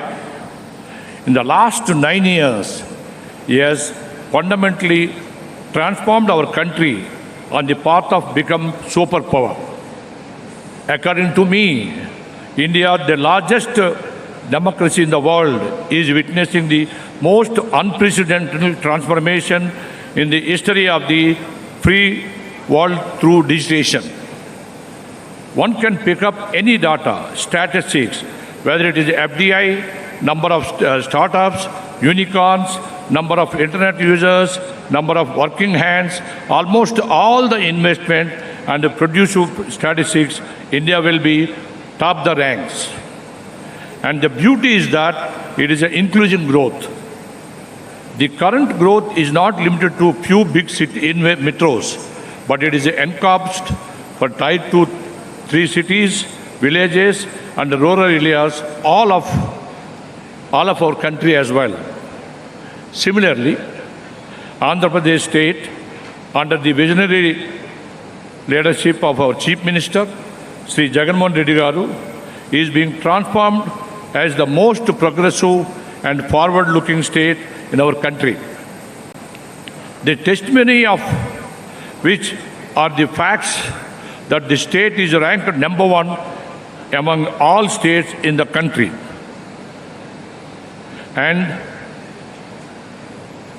And also, now we are witnessing the double-digit growth consistently. Talking about the infrastructure and resources, we have all seen the videos and presentation as how the state has surplus power, water supply, land, and skilled resources, and One of the great initiatives taken by the government is integrated approach to connecting and logistics. And in the help of 6 drives, namely ports, roads, airports, waterways, railways, and dedicated corridors for the logistics. My dear friends, air, land, and sea connectivity is the most critical place for the infrastructure development. And it is privilege of GMR Group to be part of this development. We feel privileged to be developing the Greenfield Airport, Bhogapuram International Airport, that is at Visakhapatnam, in my home state. With a due humility, I can say that GMR Airports is the only airport operator having a experience of Greenfield and Brownfield airports. Greenfield like Hyderabad, Brownfield is a Delhi airport. Recently we started Goa airport also, Greenfield. We will be developing the Bhogapuram airport with a phase 1 serving 6 million passengers and ultimate capacity of 40 million passengers. This first phase investment will be the tune of rupees of 5,000 crores. Well, you might think airport is a one terminal building, but let me correct that an airport ecosystem is like an integrated city itself. We will be developing state-of-the-art cargo facilities that will cater in exports of industrial cargo, pharma, and fisheries, and their perishable and other perishable items through highly advanced temperature control cargo zones. We will also be developing the Aerotropolis and airport city around the Bhogapuram airport that will consist of industrial zone, airspace zone, education zone, and healthcare zone. We will replicate the success of Hyderabad airport and airport city. I still remember old days when foreign investors used to criticize the poor air connectivity and shy away from coming to Hyderabad.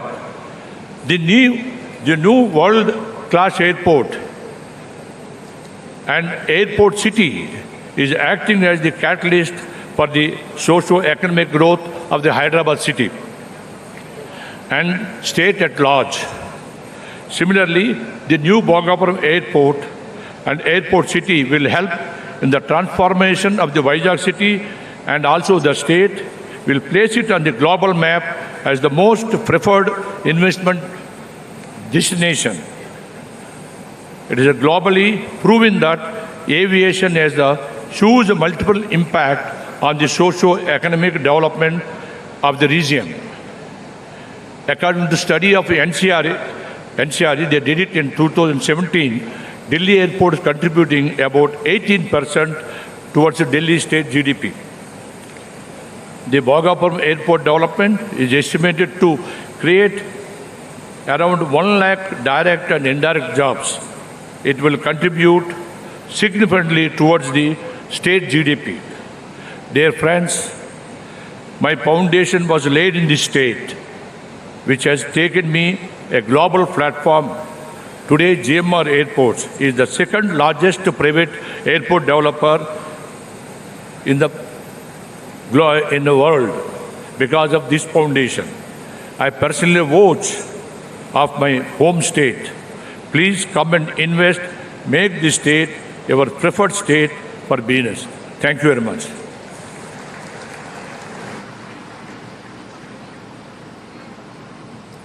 Dhanyavadalu Shri Rao Garu for sharing your expertise and for those welcoming words to the dignitaries. Andhra Pradesh is concentrated on developing a holistic technological ecosystem that provides ample opportunities for emerging markets. It's an honor to now invite the founder chairman of CIENT, Shri BVR Mohan Reddy Garu, to address the gathering. Welcome, sir.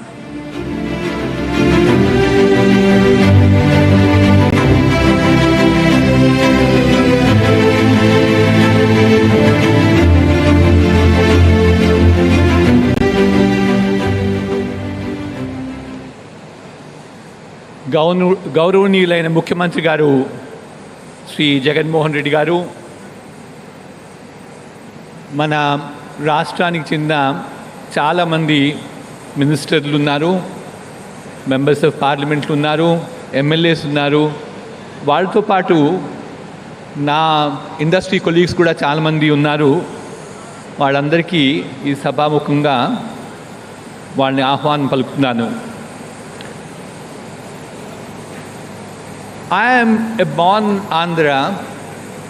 I am a first generation Andhra entrepreneur, and I of course have the distinction of starting up a R&D facility for technology services way back in 2007 in Kakinada.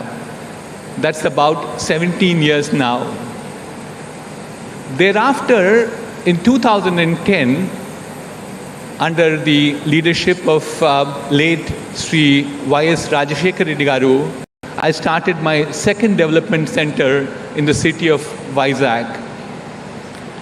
We have about 1,200, 1,300 high-paid engineers who work for us between the two centers. And we do some of the very marquee work for customers all around the world.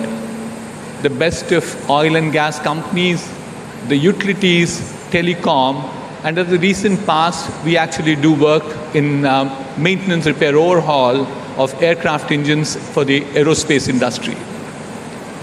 We've had extremely positive growth, positive feelings about how we set it up. One could always ask me this question, why did it not grow as well as the other places? There are always the challenges of the tier 2 towns in Kakinada, and we certainly believe that the growth will come back. Today, to the august audience and to the Honorable Chief Minister, I like to assure him that we will grow our business in Vizag especially. We want to consolidate our business in Vizag, and it will be a double-digit growth moving forward in terms of adding high-paid technology jobs.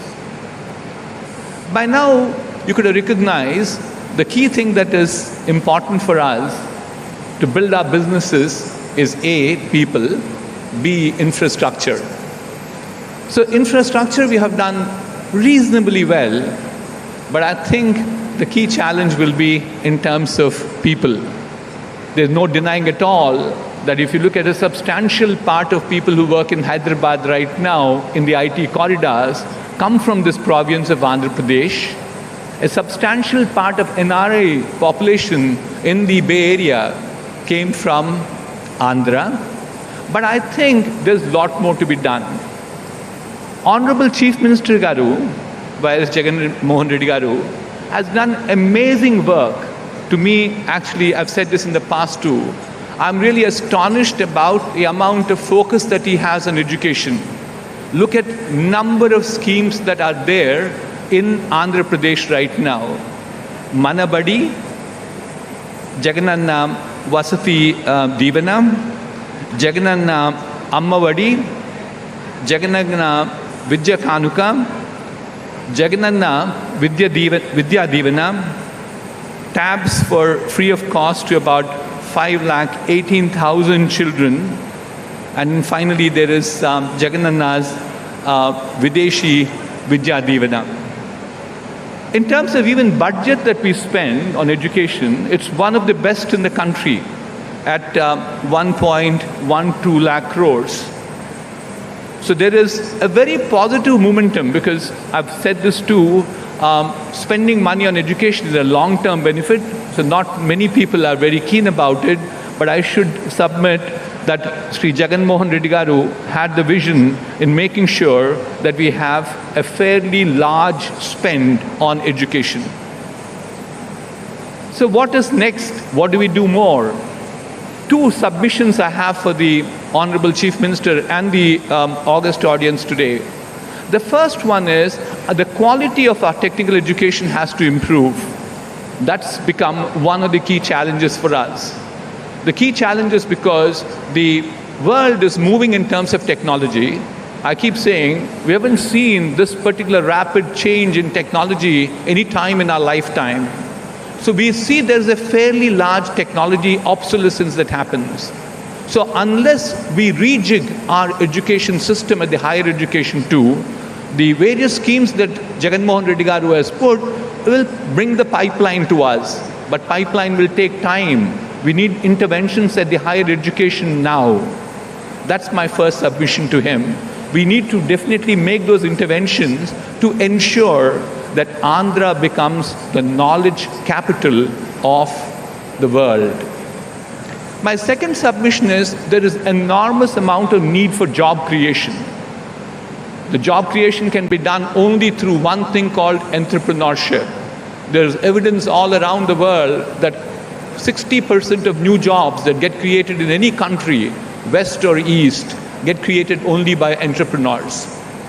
So therefore, I think we need to give a little more spurt in making sure we have innovation, incubation, entrepreneurship in the state of Andhra.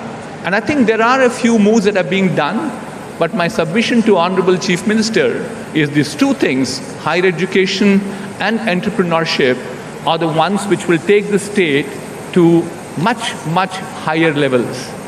With this, let me conclude by wishing all the very best to Honorable Chief Minister Garu and wish the state of Andhra Pradesh prosperity. Thank you.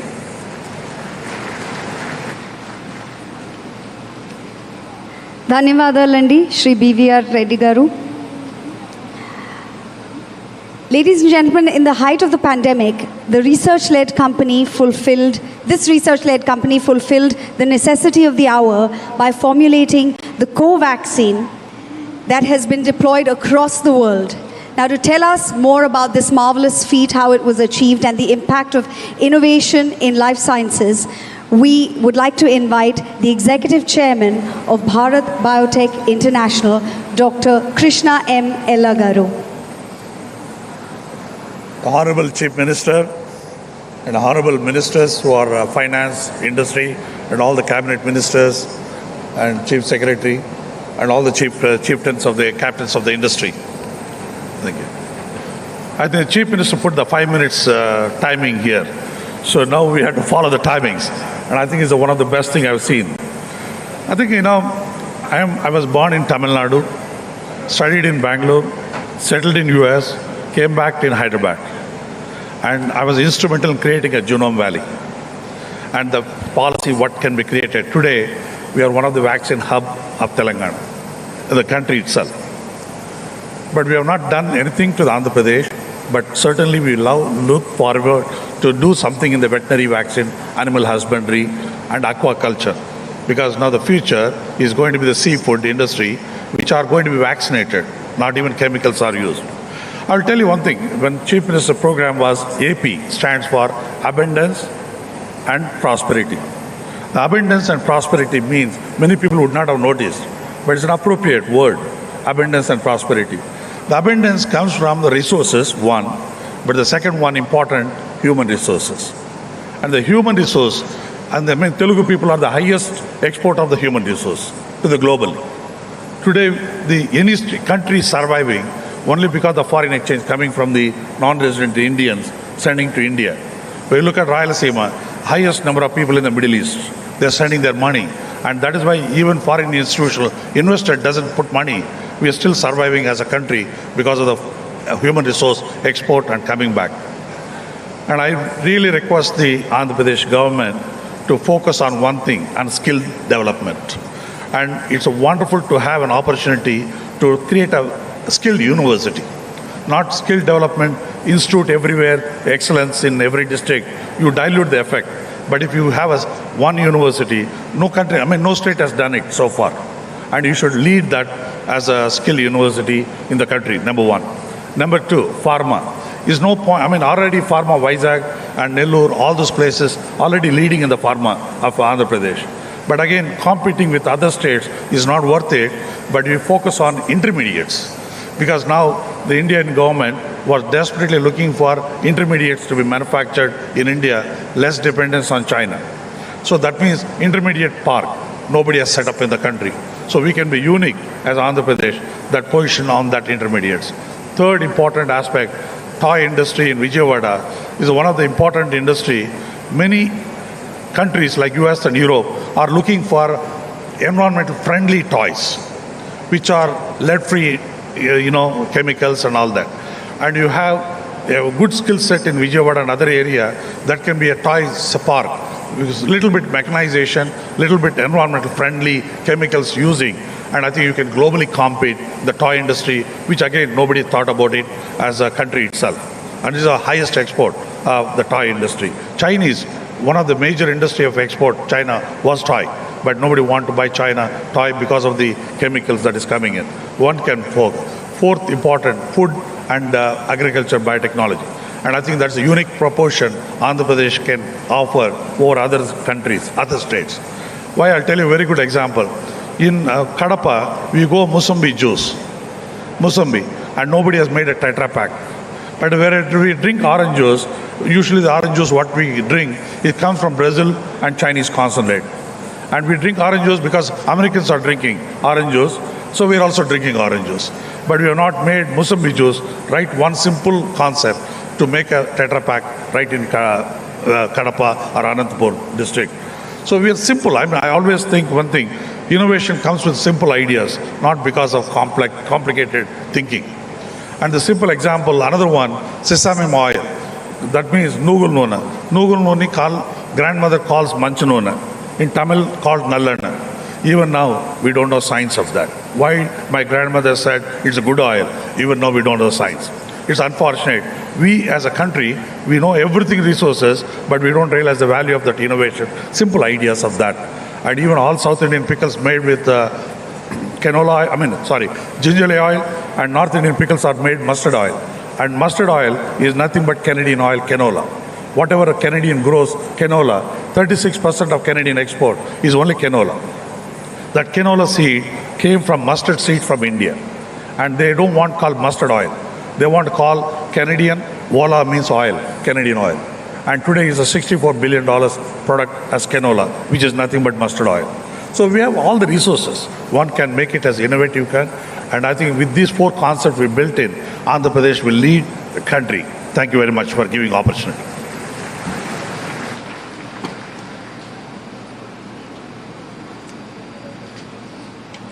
Nandri, Dr. Krishna Ella Avargale. Thank you for your tireless efforts to safeguard all our well-being and for coaxing. Now, for a perspective on cooperative good governance, it's an honor to welcome Managing Director, Dalmia Bharat Group, Shri Puneet Dalmia ji. Welcome, sir.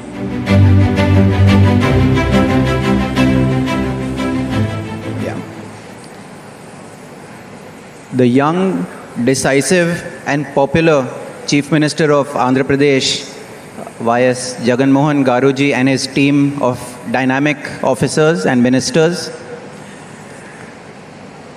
Dr. Jawahar Reddy, Honorable Chief Secretary, and his team of dynamic officers, my friends from the industry, my seniors from the industry, and friends.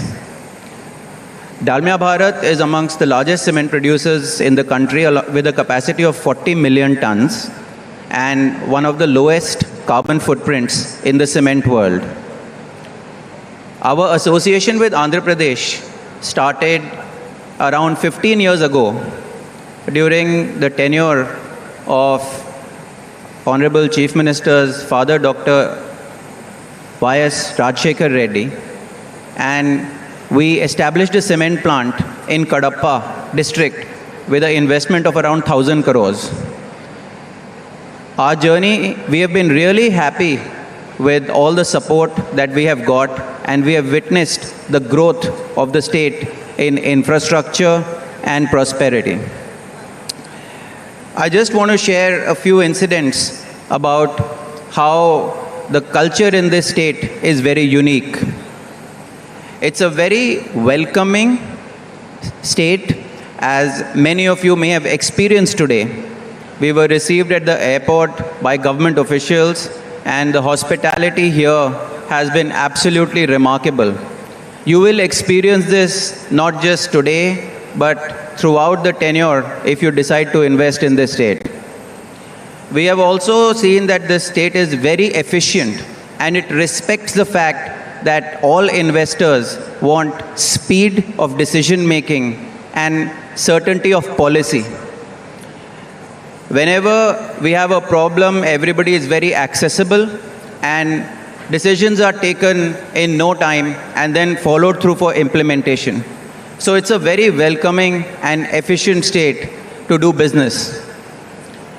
Lastly, I want to say that this Global Investor Summit has been conceptualized at a very large scale, and I'm very happy to see that lots of captains from industry and from all over the country have come here to demonstrate their investments and trust in this state. The theme, where abundance meets prosperity, is great, but it is not possible until you add Jagan to it, and J for Jagan and J for Josh. So I think if you add Josh and Jagan to Andhra Pradesh, abundance will meet prosperity. Thank you very much. Very well said, and thank you, Shri Puneet Dalmia ji. Josh and Jagan Garu, indeed. Under his proactive leadership, the state government has also passed the Andhra Pradesh Renewable Export Policy 2020 with an aim to establish sizable capacity renewable power projects by 2025. Andhra Pradesh is positioned to drive India's sustainable energy growth in the coming years. To talk further on this, I would like to request the Chairman and Managing Director of Renew Power, Shri Sumant Sinha ji, to address this gathering.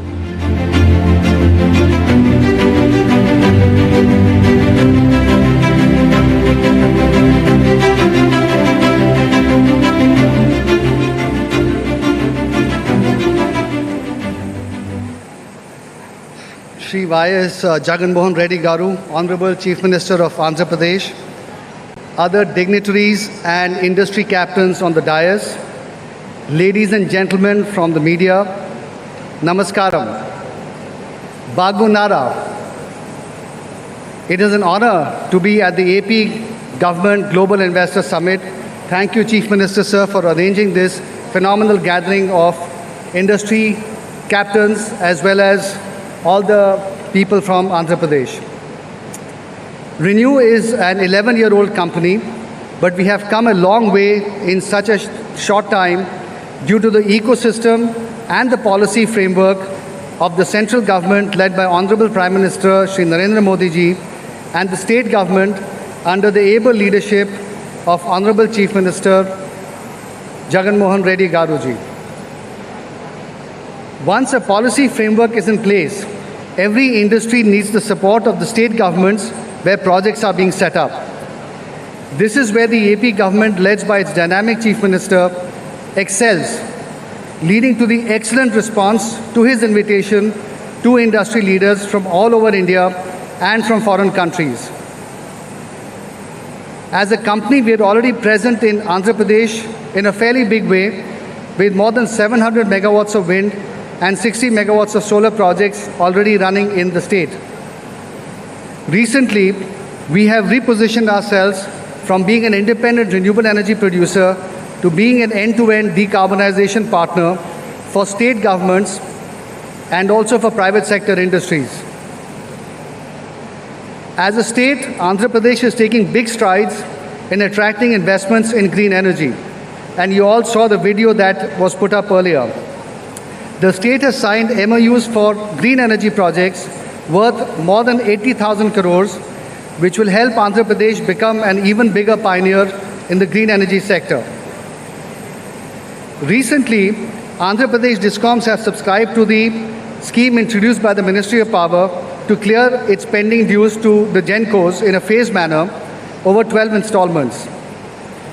With this positive step taken by the government and changes in approach of the DISCOMs in providing faster open access approvals, revival of interest of the industry has been observed and capacity addition has been boosted under open access in the state. In addition, Andhra Pradesh has recently received 3 energy awards in the 15th Inertia Award Summit in December 2022. The state was selected as the best state in the country in respect of energy infrastructure and development, and AP Transco as the best transmission utility in the country. This is a very big honor. The New and Renewable Energy Development Corporation of Andhra Pradesh, NREDCAP, stood as the best renewable energy corporation in the country. The positive measures taken by the state government under the leadership of Honorable Chief Minister encourages us and the rest of the industry to further expand our investments and operations in the state. As far as renewable energy is concerned, there are three specific unique factors in the state. Number one, it is one of the very, very few states in the country that has good both wind and solar resource. This is very unique in the country. The second, as we've all heard, the state has been granted #1 rank in the ease of doing business for 3 years in a row. This is really, really a stellar achievement. And thirdly, the leadership of the state, which is so dynamic and so visionary, is also quite remarkable in the country. As a result, I'm very happy to announce our investments in the state of many thousands of crores of rupees in green energy and the decarbonization sectors in AP over the next 5 to 7 years. This will eventually end up being our biggest investment in any state in India. The investments will be in the areas of green hydrogen, pumped hydro, renewable energy generating projects, and solar panel manufacturing, along with efficient supply chains. We are going to be signing an MOU later today. This MOU is going to be between the AP government and ReNew, and this was made possible in a very short time, mainly due to the visionary guidance of the Honorable Chief Minister, Y. Jagan Mohan Reddy Garuji. Thank you very much, sir. And I must also add that once they got the green signal from the Honorable CM, the officers of the AP government got everything done at very, very high speed. Thank you all for all of your support in making this happen. In conclusion, I would like to thank the Honorable Chief Minister and his officers for inviting me to this historic event. This has allowed ReNew to commit its largest ever investment in any state in the country. Thank you very much.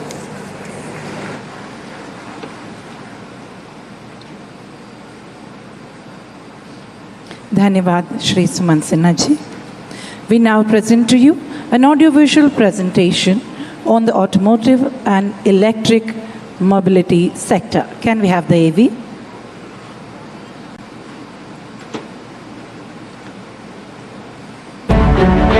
Fastest growing auto hub in India. Top auto manufacturers. Auto component export to 30 countries.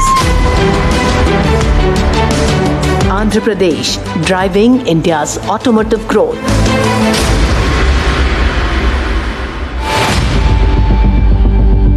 Andhra Pradesh has the privilege of being home to two of India's largest auto investments in recent times. Top brands like Kia Motors and Isuzu have made the most of the state's competitive advantages to register a strong presence in the markets. I wish Kia Motors all the very best, and I assure to the management team who's functioning from this plant Kia that we would stand to support Kia Motors all through. The state is now exporting automobiles and related products to more than 30 countries, including the US, UK, and Japan. Andhra Pradesh has taken the lead in tapping into the unexplored electric mobility space. The government of Andhra Pradesh is dedicated to sustainable development by prioritizing the electric mobility ecosystem in the state and introduced an exclusive policy, the Andhra Pradesh Electric Mobility Policy. Andhra Pradesh government is cognizant of environmental and social governance and focuses on reducing carbon emission by converting all state transport corporation buses and government vehicles into electric vehicles. phasing out all fossil fuel-based commercial fleets and logistics vehicles by 2029. The state government is also focusing on manufacturing 10 lakh electric vehicles combined across all segments of vehicles.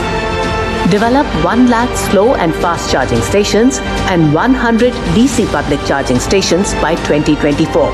Build high-density energy storage of at least 10 gigawatts. The state government's visionary and proactive approach has prepared Andhra Pradesh to meet growing demands for electric vehicles the world over.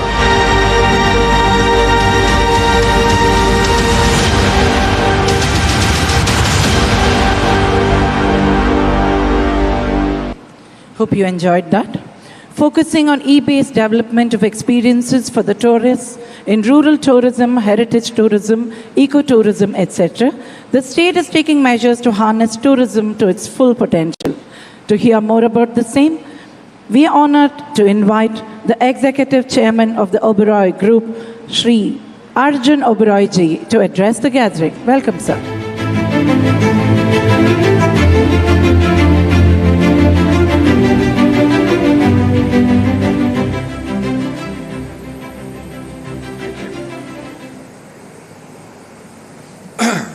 Honorable Chief Minister, dignitaries on the dais and delegates, good afternoon, namaskar. I would like to start by congratulating the Honorable Chief Minister for hosting the Global Investor Summit 2023. I also take this opportunity to congratulate the Honorable Chief Minister for bringing to the state a most aggressive and forward-looking tourism policy. The policy offers best-in-class incentives and aims to substantially develop tourism in the state through luxury hotels and resorts. The state of Andhra Pradesh has immense potential. We are delighted to acknowledge, under your dynamic leadership, the sector is seen as an engine for economic growth and employment generation. We resonate with your vision that the state needs several iconic projects and luxury hotels to truly realize its tourism potential. The Tourism Policy 2025 is a testament to your vision and will go a long way to support the development of travel and tourism in the state. Andhra Pradesh has numerous national advantages for attracting tourism and is one of the most visited states in the country. It is in the vision of the government to develop luxury resorts and hotels at prominent tourist destinations to position the state as a premier tourist destination and to aid in the development of these regions. Andhra Pradesh is blessed with the country's second longest coastline, perennial rivers and scenic backwaters. It is also considered as the home of the world's most visited religious destinations and boasts a vibrant and rich culture and heritage. So evident in Andhra Pradesh is the fourth most visited state for domestic tourists in the country. The government of Andhra Pradesh, under the dynamic leadership of Honorable Chief Minister Shri Jagan Mohan Reddy, is committed to the socio-economic development of the state and special emphasis on tourism as one of the key growth engines for the economy and crucial for generating employment and economic prosperity. India's travel and tourism industry stands at the threshold of boundless potential and endless possibilities. It contributes 10.3% towards the GDP of the country and employs 8% of our total workforce. The state of Andhra Pradesh has the potential to become a premier tourist destination, which can only be possible with a strong collaborative push by the government and private players. On behalf of the Oberoi Group, we are committed to the development of tourism ecosystem in Andhra Pradesh and assure the Chief Minister that we will bring our very best hotels and spirit of excellence We thank the Honourable Chief Minister for his continued support and far-sighted vision to develop the state as a world-class tourist destination. Thank you. Namaskar. Thank you, Mr. Oberoi, for that faith in the state and the government. Ladies and gentlemen, India is projected to grow at 6.7% in 2024, which is touted to be the fastest growing major economy in the world. Our next speaker will take us through how India is placed in a global bright spot. It is my pleasure to welcome to the stage the CEO of Adani Ports SEZ, Shri Karan Adani ji.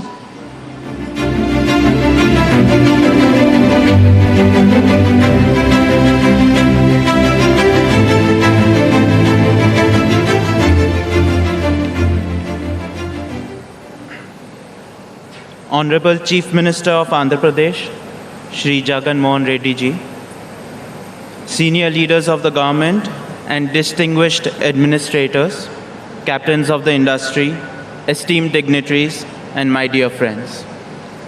A very good afternoon to everyone. It is an honor to be here and speak at the Global Investor Summit 2023 before so many luminaries from the political, social, and entrepreneurial world. To me, this distinguished gathering represents in many ways the irresistible attractive business destination that the state of Andhra Pradesh stands for. The state of Andhra Pradesh is renowned for its excellent infrastructure, large manufacturing base, talented youth, and business-friendly environment. It has the second longest coastline in India and has established itself one of the most prominent connection points with major world markets. I congratulate the leaders of the state for their vision towards a sustainable future, for being recognized by World Bank as the #1 implementer for energy efficiency and conservation program. Honorable Chief Minister, I would like to express my sincere gratitude for supporting the business fraternity at large. It is your mix of astute and efficient governance that has brought business houses like Adani Group to Andhra Pradesh. Adani Group is active in multiple sectors ranging from ports, logistics, power, edible oil, and data center in this magnificent state of Andhra Pradesh, where abundance meets prosperity. Having already invested over 20,000 crores, our businesses have created more than 18,000 direct and 54,000 indirect employment opportunities in the state. Adani Group's commitment to your vision for the port-led industrial development is reflected in our actions. Our partnership with the government of Andhra Pradesh for the ports is an exemplary model of public-private partnership. Currently, Adani Group operates 2 large private ports in the state of Andhra Pradesh, that is Visakhapatnam and Gangavaram Port, with a total capacity of 100 million metric ton per annum. In the next 5 years, we aim to add another 100 million metric ton of capacity and also transform these ports into industrial port cities. In the economic domain, your vision has laid the foundation to turn Andhra Pradesh as the most sustainable state in India. On these lines, pursuant to the MOU signed with Government of Andhra Pradesh, we are committed to developing 15,000 megawatt of renewable power projects over the next few years across 5 districts, that is Anantapur, Kadapa, Kurnool, Visakhapatnam, and Vijayanagaram. Ambuja and ACC Cement, the cement arm of the Adani Group. As part of our expansion plans, in the coming years, we will be setting up 2 plants in Kadapa and Nadikudi with a total capacity of 10 million tons per annum. We are also working on developing 400 megawatts of data center in the city of Visakhapatnam. These projects will not only bring further investment, but will also create employment opportunities and also demonstrate our commitment to the sustainable growth of state of Andhra Pradesh. Let me now turn to Adani Foundation, which is the community engagement arm of the Adani Group. The Adani Foundation has remained deeply committed to making strategic social investments for sustainable outcomes throughout India. I am glad to share that our footprint in the state of Andhra Pradesh is getting bigger as I speak on this occasion. Our teams are executing programs in Nellore, Tirupati, and Visakhapatnam districts. At present, we are touching over 180,000 lives and counting in the state. Honorable Chief Minister, we are honored to be part of the sustainable development of the state of Andhra Pradesh, and we will continue to do our part for future development and growth of the state. Thank you. Jai Hind.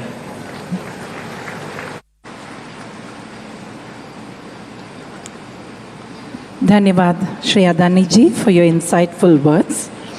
India's per capita income has gone up 6 times in the past 75 years since independence.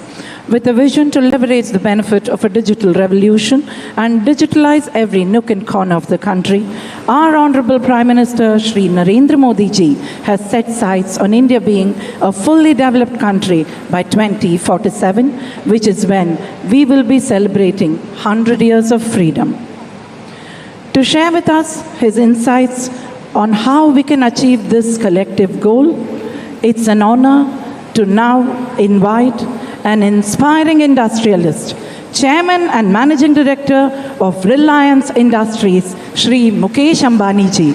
Welcome, sir. Respected Chief Minister Shri Jagan Mohan Reddy Garu, distinguished dignitaries and ministers from the Government of Andhra Pradesh, my esteemed friends from industry and business, Namaskaram. It is a pleasure and an honor to participate in the Advantage Andhra Pradesh Summit.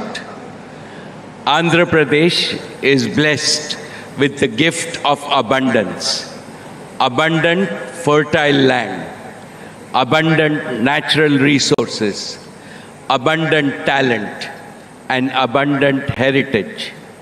From the pristine beaches of Visakhapatnam to the rich and green plains of Godavari and Krishna, from the splendors of the Vijayanagar Empire to the lofty and sacred hills of Tirumala, 3 more strengths have made Andhra Pradesh more wonderful in modern times.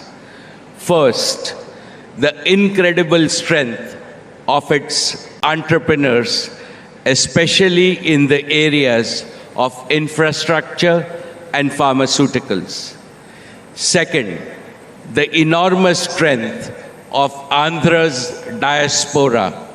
Globally, some of the best professors, scientists, engineers, doctors, and professionals are from Andhra Pradesh.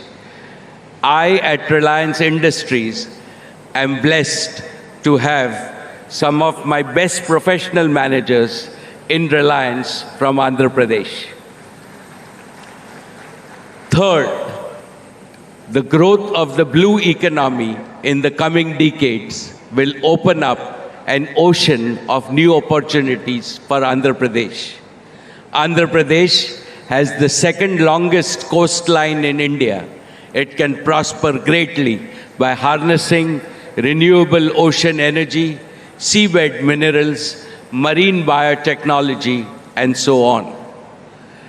Dear Jagan Garu, under the determined and far-sighted leadership of our Prime Minister, Shri Narendra Modi, India has now become the fastest growing large economy in the world. Similarly, Andhra Pradesh has grown phenomenally under your visionary and youthful leadership. Be it economic growth or ease of doing business, the state today ranks among the best in India. My warm congratulations to you and all the officials of the government of Andhra Pradesh. There is energy, enthusiasm, and ambition among the youth. There is hope, optimism, and dynamism among the business community. And there is an all-pervasive confidence that Andhra will emerge as a leading player in New India's growth story.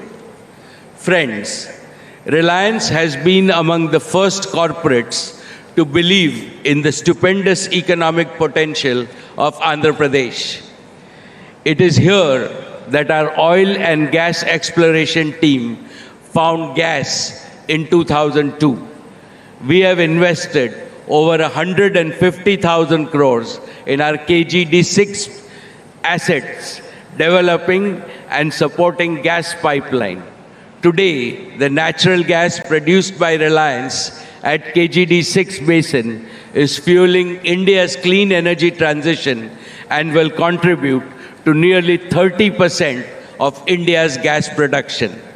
This is just an example of how important Andhra is to the India story and how deeply Reliance is invested in the Andhra story. Friends, now let me talk about Jio. We are creating the largest and the best digital network footprint in the state by investing over 40,000 crores. Our 4G network covers 98% of Andhra Pradesh's population, including those living in the remotest corners of the state.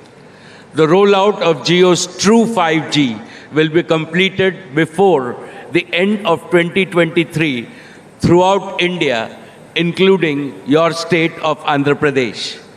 Jio's true 5G will trigger a new wave of digital revolution in Andhra Pradesh, benefiting every sector of the economy.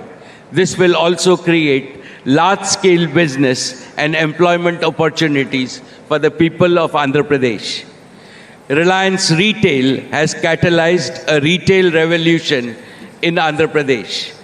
It has partnered with more than 1.2 lakh Kirana merchants across 6,000 villages of Andhra Pradesh, equipping them with tools needed to thrive and succeed in the digital age. Through its presence, Reliance Retail has created over 20,000 direct jobs and a large number of indirect jobs in Andhra Pradesh. But the best is yet to come. Reliance Retail will source significantly more agri and agro-based products and manufactured goods from Andhra Pradesh for sale all over India.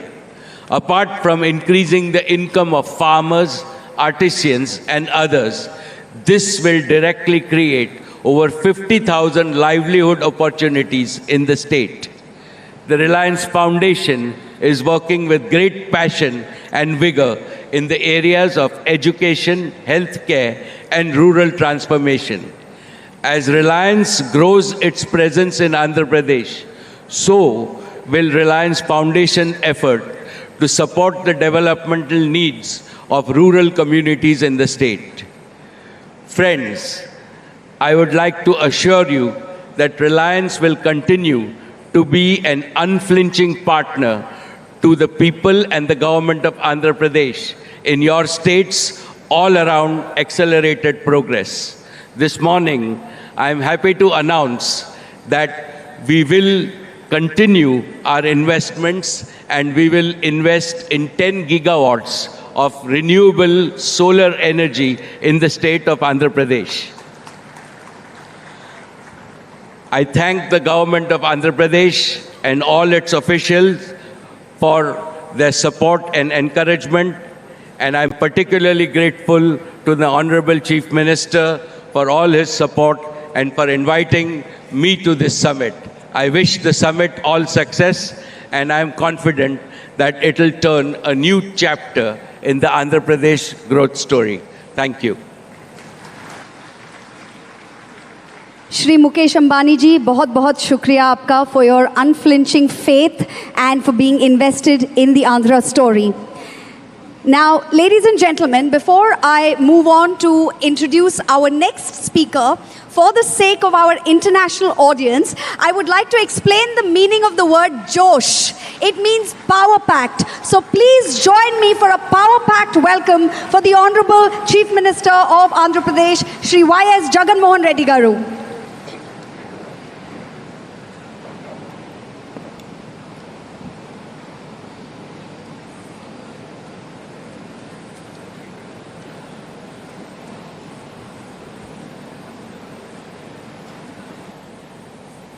Honorable Ambassadors, Consul Generals, the diplomats from foreign missions, my colleagues in the State Cabinet, industry doyens, business leaders and representatives, officials from the state government, ladies and gentlemen, a very good morning to you all.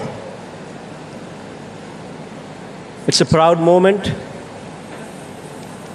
to announce that the state has received 340 investment proposals with an investment of about 13 lakh crores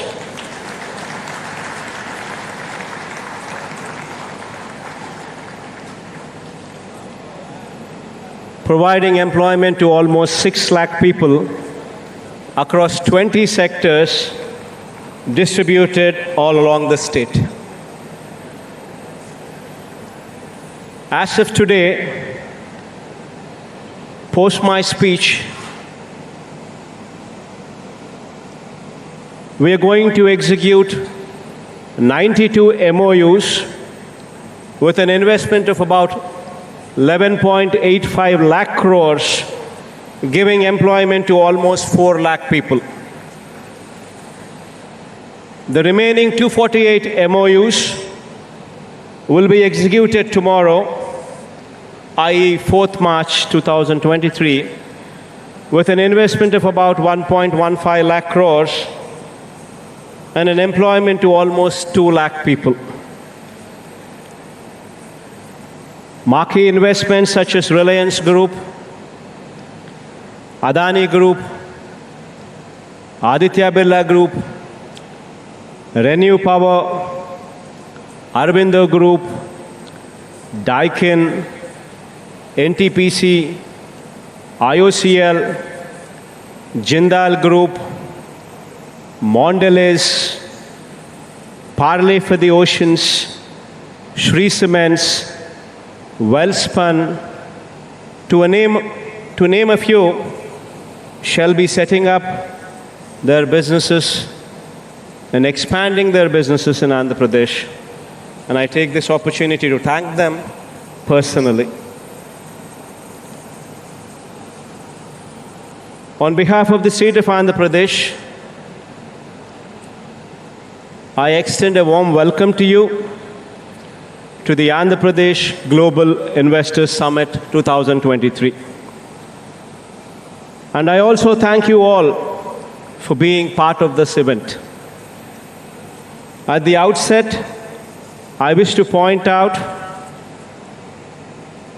that this summit today, through this summit today, we would like to communicate to the domestic and international investor community, we would like to communicate to them that you mean a lot, that to us you are important.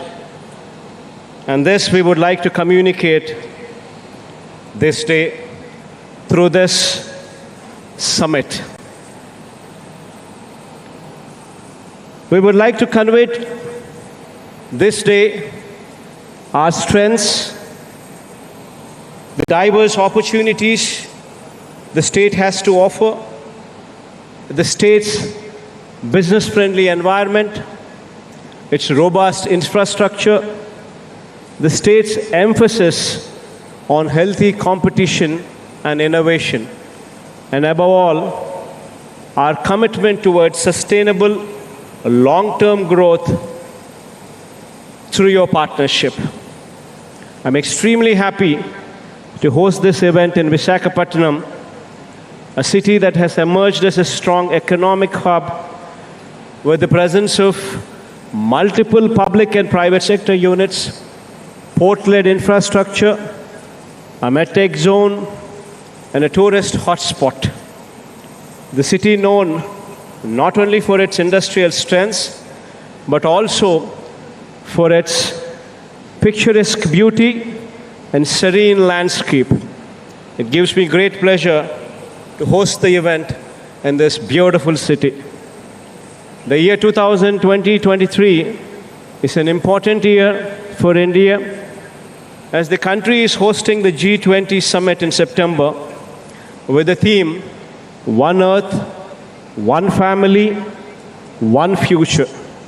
I'm sure that India's G20 presidency under the visionary leadership of Shri Narendra Modi ji would be a defining moment for us.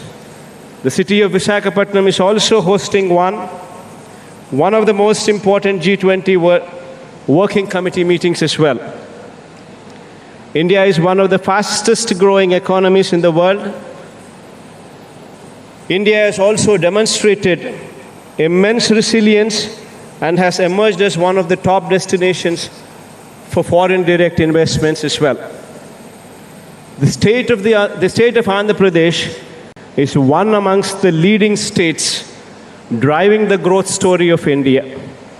The state is blessed with several inherent strengths, including abundant natural resources, mineral wealth, a 974-kilometer coastline, and so forth. The state also possesses a robust infrastructure with 6 operating ports and 4 more under development. 6 airports spread across the state, of which 3 are international airports as well. 3 of the 11 industrial corridors being developed in the country are coming up in the state, housing 10 industrial nodes with a number of leading educational institutions, strategic locational advantages, abundant industrial land bank, skilled youth, a thriving industrial and business ecosystem, and above all, a proactive government with an enabling policy framework makes the state an attractive destination for your investments. Andhra Pradesh has achieved a year-on-year GSDP growth rate of 11.43% in the financial year 2021-22, which was the highest in the country.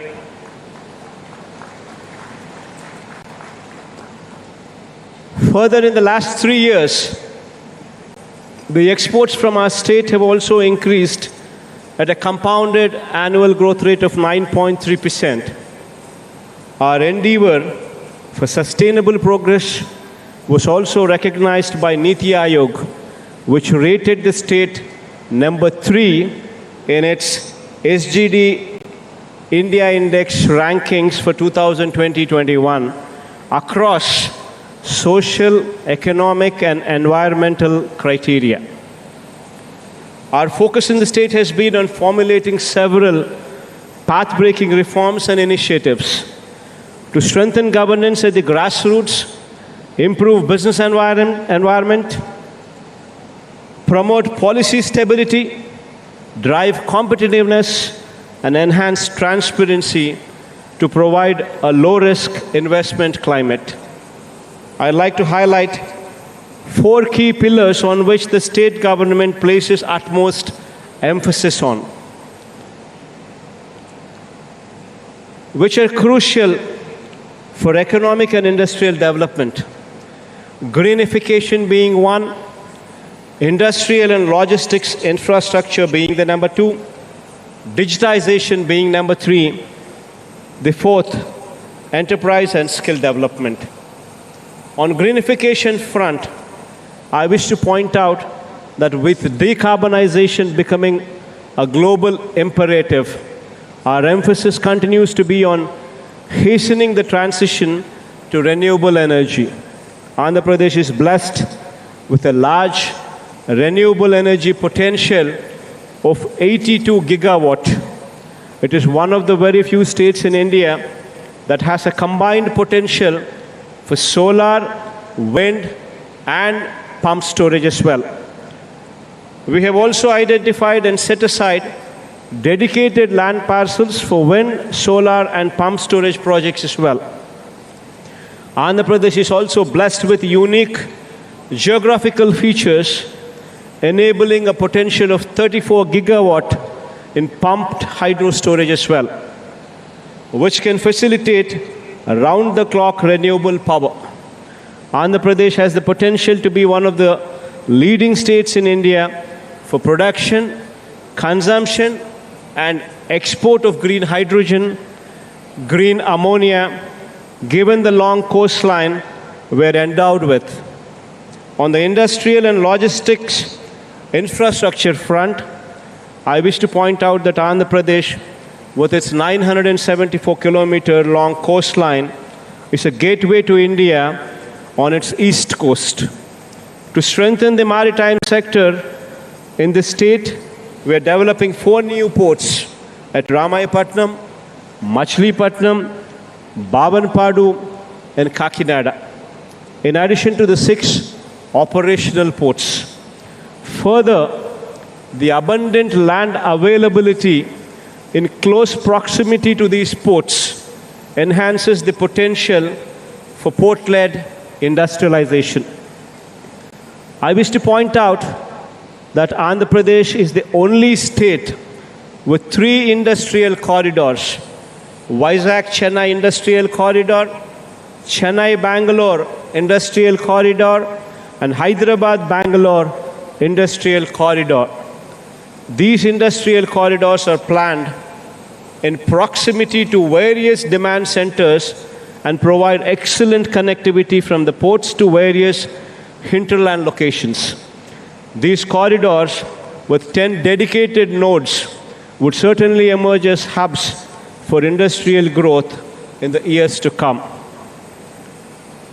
To reduce the time and cost of moving cargo to hinterlands, we're also developing 5 multimodal logistics parks as well, at strategic locations spread across the state. The state government is also developing 9 new fishing harbors, enabling seafood sourcing and processing. Andhra Pradesh also has sector-specific industrial clusters for pharmaceuticals, textiles, food processing, electronics, etc., which provides state-of-the-art common infrastructure and large pool of skilled manpower. Andhra Pradesh is also home to several medtech companies in Andhra Pradesh, medtech zone in Visakhapatnam. Additionally, the government is making available plug-and-play facilities which will significantly reduce the cost and time associated with setting up of business. The third pillar, digitization, is also of paramount importance. Our single desk portal offers a one-stop digital platform for all domestic and international investments with over 90 business services across 23 departments. The business-specific approvals for setting up of businesses are granted within a maximum time frame of 21 days. To improve the delivery of citizen-centric services, we also have the AP Seva system at the village and ward secretariats, providing over 540 services. On the enterprise development and skill enhancement front, I have always believed that conducive business environment is one of the most important requirements for achieving accelerated enterprise growth. The state of Andhra Pradesh is known for its focus ensuring business-friendly environment for the stakeholders. The state has consistently stood first in the country in ease of doing business consecutively for the past 3 years and received the highest positive feedback of 97.89% from industries surveyed by the Department for Promotion of Industry and Internal Trade, Government of India, DPIIT, which itself speaks volumes of the conducive environment in the state. Moreover, we have proactively amended acts and repealed obsolete laws to reduce compliance burden on the industry. Along with good infrastructure and a conducive business environment, availability of skilled workforce is very crucial if the desired outcome is to be achieved. To this end, the state government is in the path of setting up 26 skill development colleges in the state. The state government is working with the objective of upgrading skills of our local youth to international standards through significant industry involvement through these skill development colleges. I wish to conclude by reiterating that with proactive policy formulation and due attention to each of the pillars discussed, we are facilitating a business-friendly environment and are also ensuring sustainable economic development of the state. At the Andhra Pradesh Global Investors Summit 2023, over the next 2 days, we will be showcasing the strengths of our state and the business prospects that are available. We urge all the business leaders to participate actively in the sector sessions and engage with our teams to understand the potential opportunities in various sectors in our state. It is our commitment to facilitate the most conducive business ecosystem in the state. I once again assure you that we are only a phone call away. Whenever you need us for anything whatsoever in supporting your business, this is our assurance to you.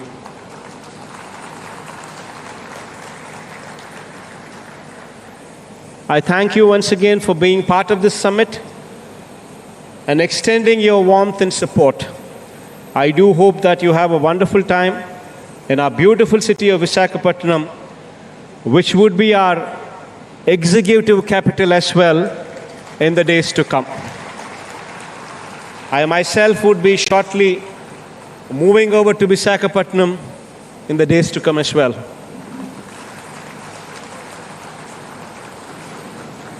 Thank you.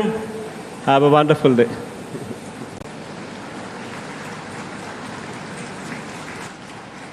Thank you, Honorable CM Garu. We are seeing your vision being realized live at this summit, and I'm sure we will continue to see the vision that you have elaborated for us just now. Ladies and gentlemen,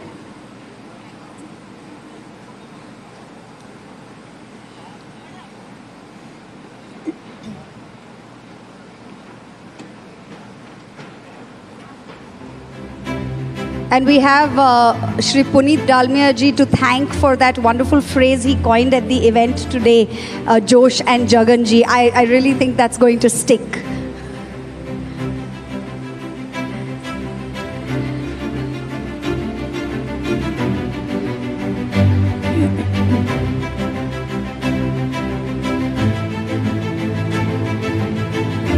The tenacity, the determination, the proactiveness, the energy, and the ability to do and achieve and realize is demonstrated in the leadership of this Honorable Chief Minister of Andhra Pradesh, Shri Y.S. Jagan Mohan Reddy Garu. I request the audience to be seated.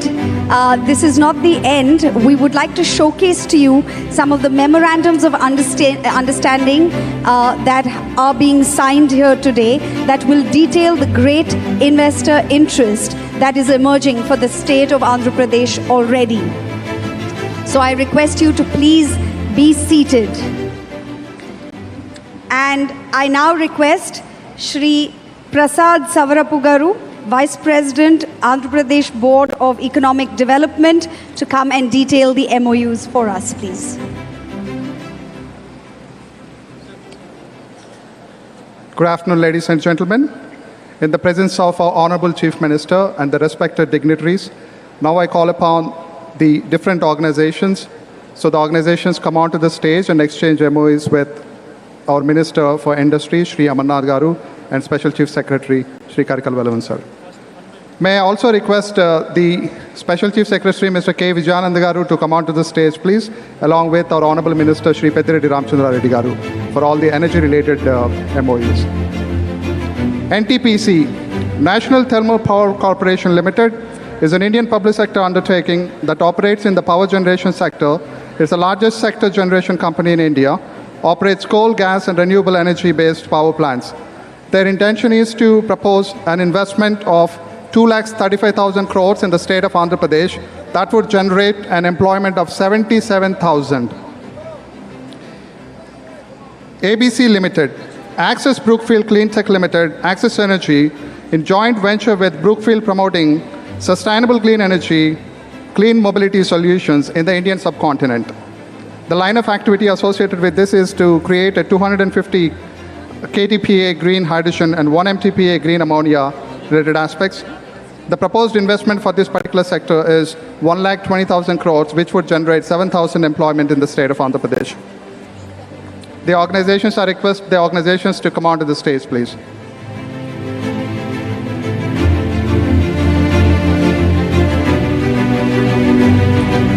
Ladies and gentlemen, please put your hands together and encourage our investors. Renew Power is a renewable energy company in India that focuses on developing, constructing, and operating in wind, solar, and hybrid power projects. Their line of activity associated with this is to create a 1 megaton kind of a power project with green hydrogen aspects. The proposed investment size is 80,000 crores with expected employment of 11,000. Indosol, which is a high-quality energy solutions that focuses on 1,500 megawatt wind power and 3,500 megawatt solar power plants, with a 2,200 megapower pumped storage power plants in the state of Andhra Pradesh, which generates an investment size of 76,033 crores with 13,200 employment. JSW Group is an Indian conglomerate with interest in steel, energy, infrastructure, cement, and other industries.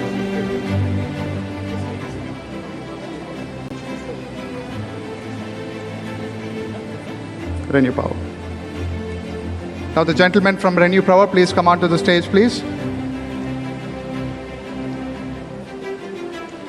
The gentleman from Renew Power, please come onto the stage, please.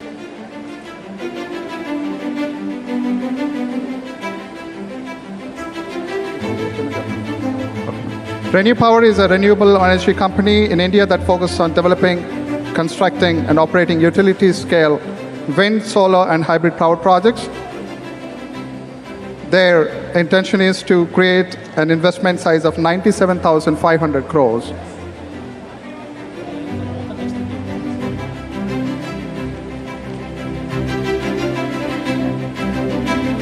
This investment size is about 97,500 crores with Renew Power, with 16,550 employment. I would request the Indosol organization delegates to be ready.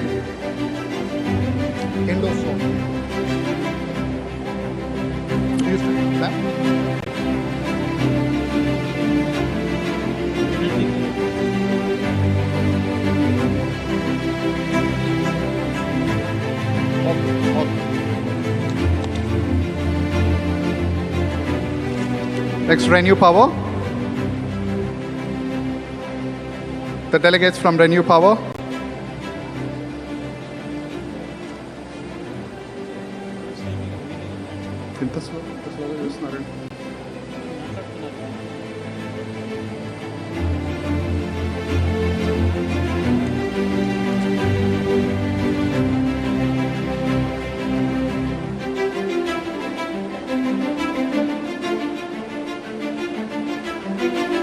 Ladies and gentlemen, the first few are the energy-related memorandum of understanding that we have with the state of Andhra Pradesh.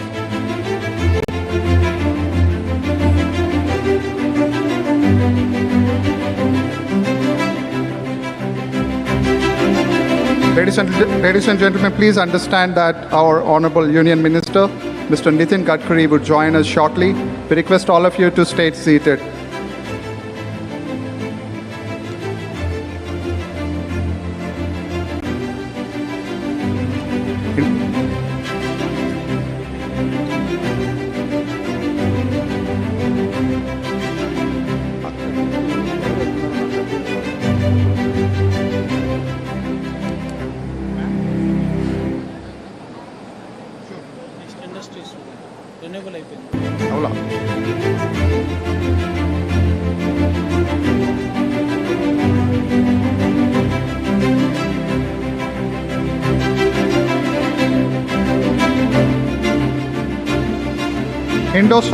Indosol provides high quality energy solutions with 1500 megawatt wind power, 3500 megawatt solar power plants, and 2200 megawatt pumped storage power. We request the delegates to come onto the stage to exchange the MOUs with our Honorable Chief Minister and our Honorable Minister and the associated secretaries, please.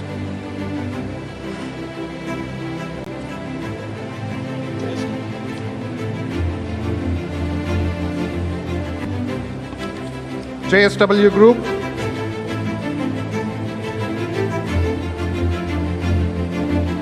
JSW Group is an Indian conglomerate.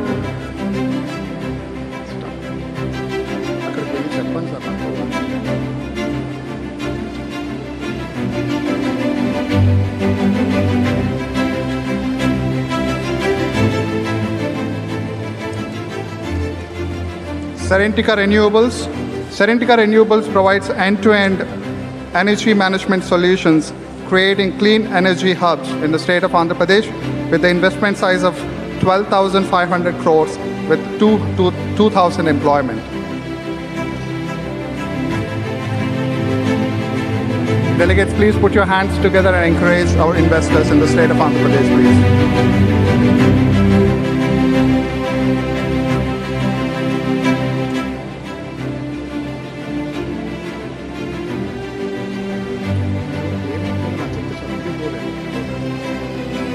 Avada Group. Yes, sir. Avada Group is a renewable energy company in India that develops, constructs, and operates utility-scale solar and wind power projects. It also provides energy storage solutions and offers advisory and consulting services in the renewable energy sector. The organization's intention is to create a 1 megaton power capacity projects with 50,000 crores of investment, which creates a job opportunity of 7,300 people.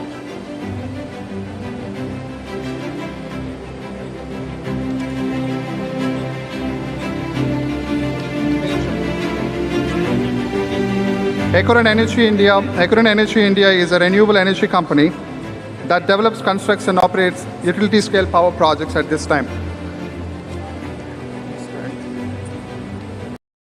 Scale power projects, and it also creates 1,000 megawatt wind power project, which creates an investment size of 10,500 crores with employment size of 3,000, please.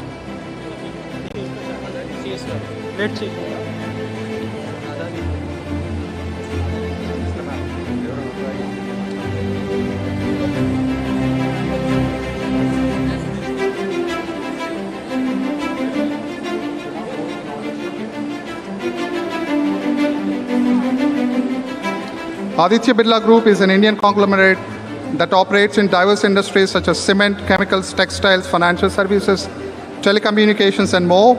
It's one of the largest conglomerates in India, has global presence with operations in multiple countries. We request the delegation to come onto the stage, please. Aditya Birla Group intends to create an investment size of 7,305 crores with an employment size of 1,250.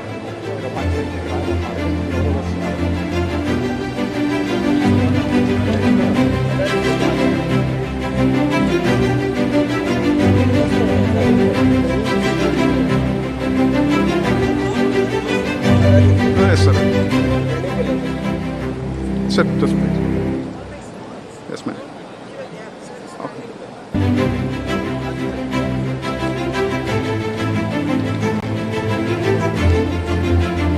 Aditya Birla Group.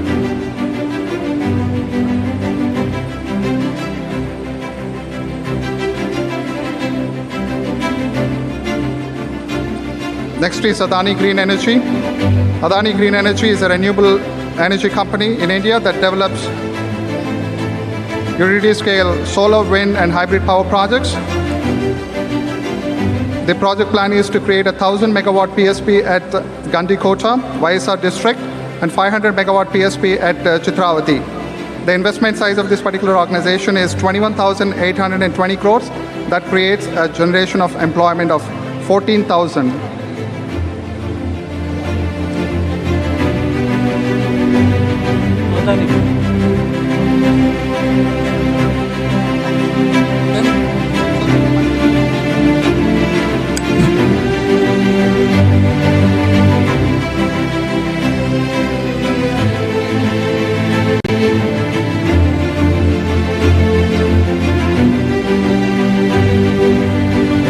I request the delegates to put your hands together and encourage our investors, please.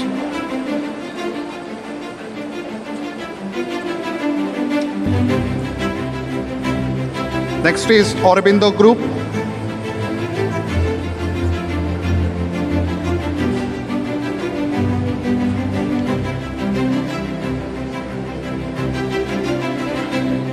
I request the dignitaries from Aurobindo Group to come onto the stage, please.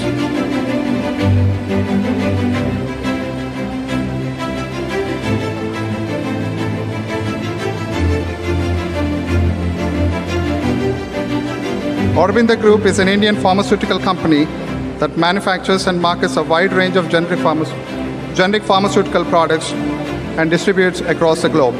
It has a presence in multiple countries and is focused on developing cost-effective and high-quality pharmaceutical products for the global market. Aurobindo Group also has interests in other sectors such as food and real estate. Aurobindo Group intends to invest about 9,015 crores that would generate an employment of 4,150.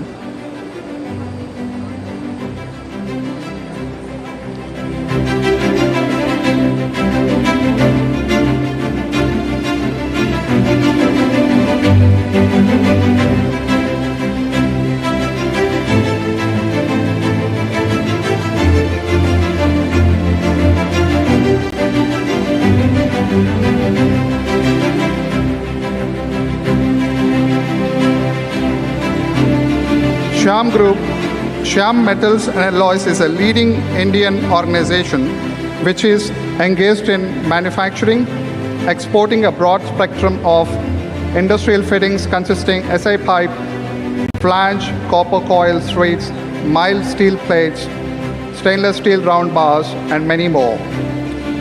The intention of this particular project is to create an integrated titanium manufacturing plant with an investment size of 7,700 crores, which would generate 5,000 of employment.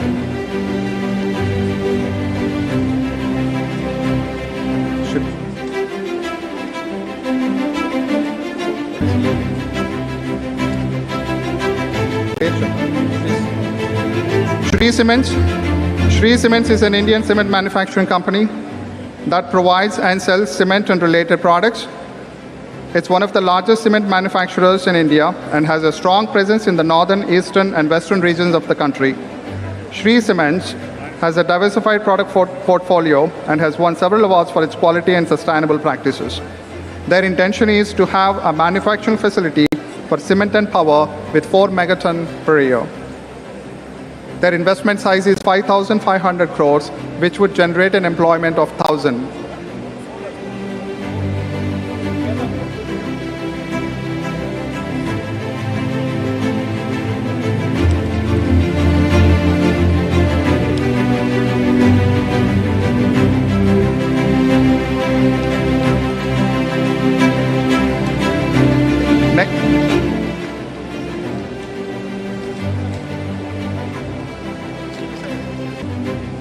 Shirdi Sai Electricals, which was established in 1994. Shirdi Sai Electricals is one of the leading and largest distributing transformer manufacturers and EPC contractors in India. I request the gentleman from Shirdi Sai to come onto the stage and exchange MOUs with the officers, please. Their intention is to create a pumped storage power project at Eravaram, which is 1,200 megawatts, at Somasila with 900 megawatts. Their investment size is 8,855 crores, which would generate an employment of 5,750. Greenco, which has been our existing player and a significant partner with the state of Andhra Pradesh, is a leading renewable energy company in India that generates and sells electricity from wind, solar, and hydropower plants. It also operates energy storage systems and provides energy management solutions. Greenco is in the process of creating a green hydrogen hub at Visakhapatnam. The total investment size that comes from Greenco in multiple projects is 47,600 crores, which would generate an employment of 10,000.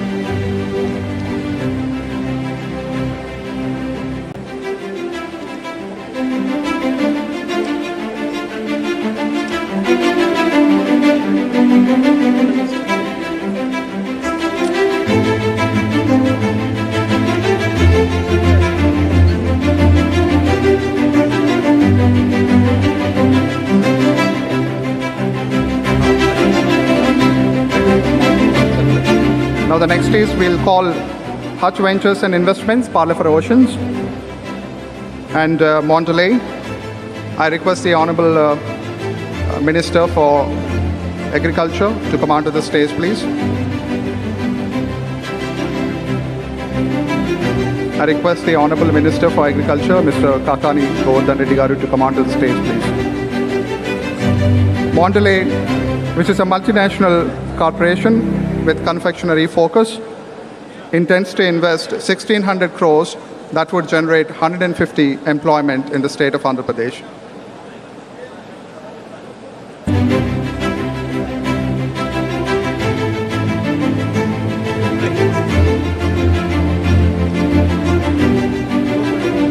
Now we'll move on to the tourism sector. I request the Minister for Tourism, Srimati R.K. Roja, and at the same time the Secretary for Tourism, Mr. Rajat Bhargava, to stay for the MOU exchange.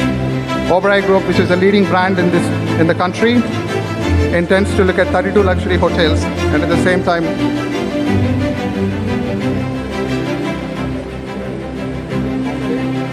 I also request the Agriculture Secretary, Shri Chiranjeevi Chaudhary Garu, to come onto the stage, please.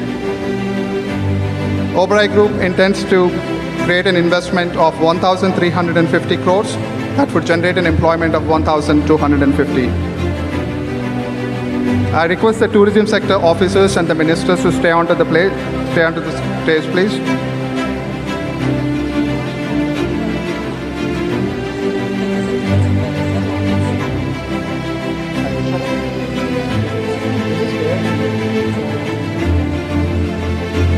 I request the Secretary for the Agriculture Sector, Shri Chiranjeevi Chaudhary Garu, to come onto the stage, please.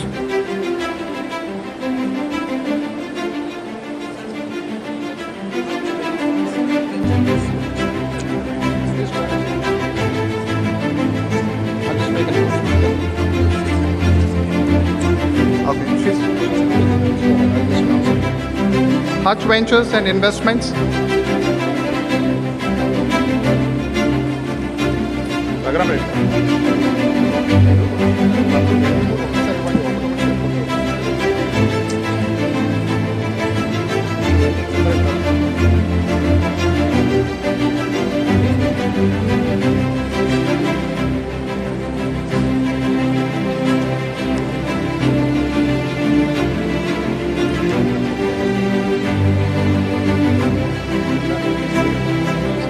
I request the dignitaries of Jindal Steel and Power to come onto the stage, please.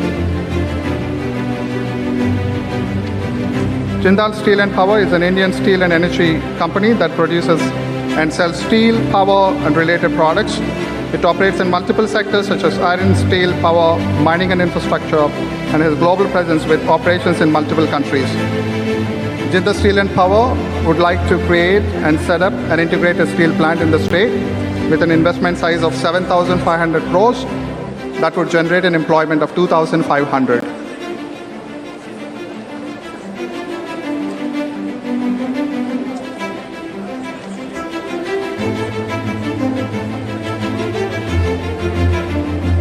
Hutch Ventures and Investments, please come onto the stage, please.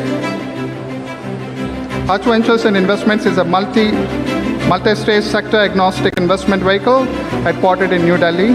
Founded in 2016, the firm focuses on investments across a range of sectors, including aviation, ports and logistics, health, retail, food and hospitality, education, luxury and lifestyle, media, and new age technology. Their intention is to create a multi-modal net zero food tech zone with an investment size of 50,000 crores, which leads to an employment generation of 20,000. Greenco Group. Greenco is a leading renewable energy company which focuses on creating green energy. It has been a significant partner with the state of Andhra Pradesh. Now the investment size of multiple projects from Greenco is 47,600 crores with an employment generation of 10,000.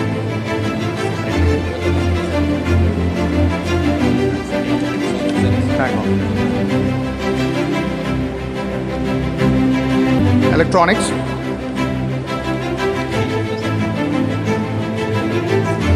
I request Mr. Saurabh Kaur, Secretary for Electronics, and our Honorable Minister, Shri Gudwad Amarnath Garu, to exchange the MOUs for electronics, please. Venika Jal Vidyut. This is an organization focused on different kinds of technology-specific power generation projects. It has an investment size of 8,000, which generates an employment of 6,000.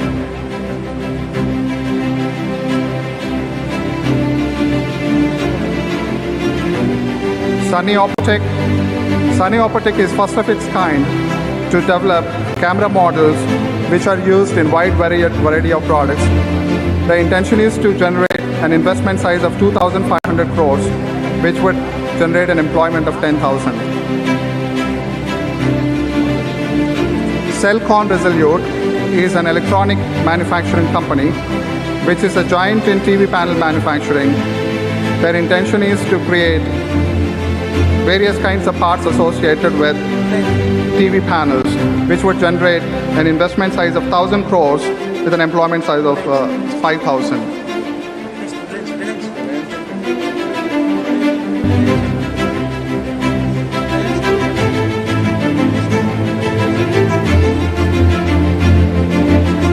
Reliance Group.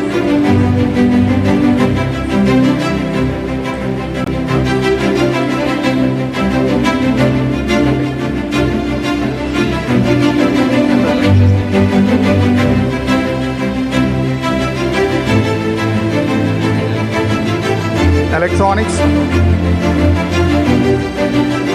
I request the Sunny Optech and at the same time Cellcon Resolute delegates to go for MOA exchange, please.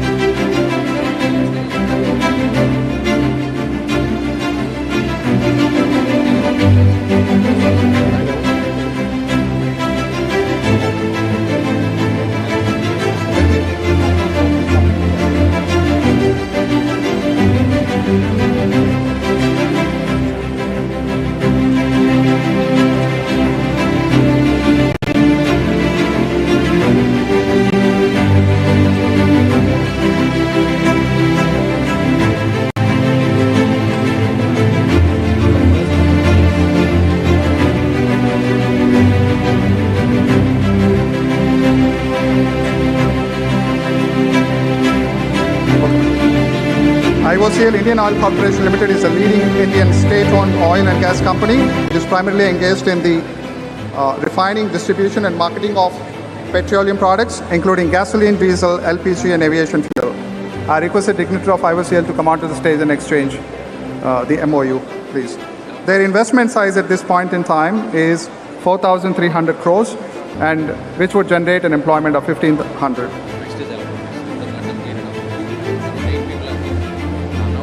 Electronics MOUs, I request Mr. Saurabh Gaur to lead the delegation for the exchange of MOUs.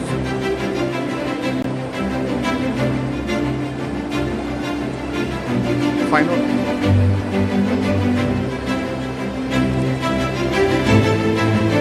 Yep. Well-spun.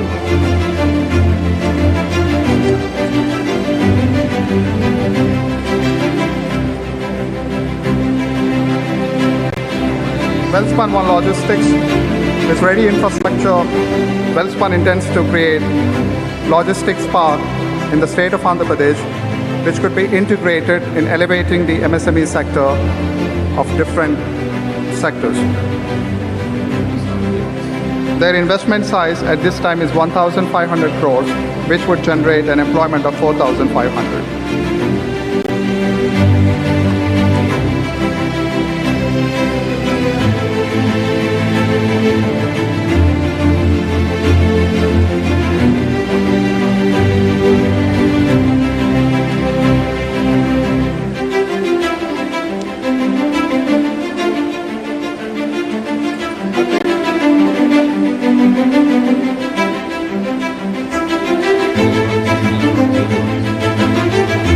IT and Electronics, Sunny Opotech,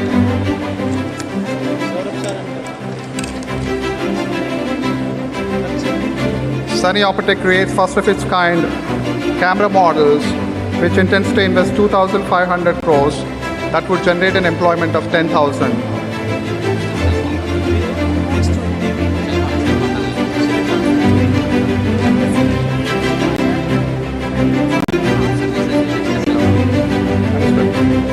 Cellcon Resolute is an electronic manufacturing company which is a giant in TV panel manufacturing. Their intention is to create an investment of 1,000 crores which would generate 5,000 employment.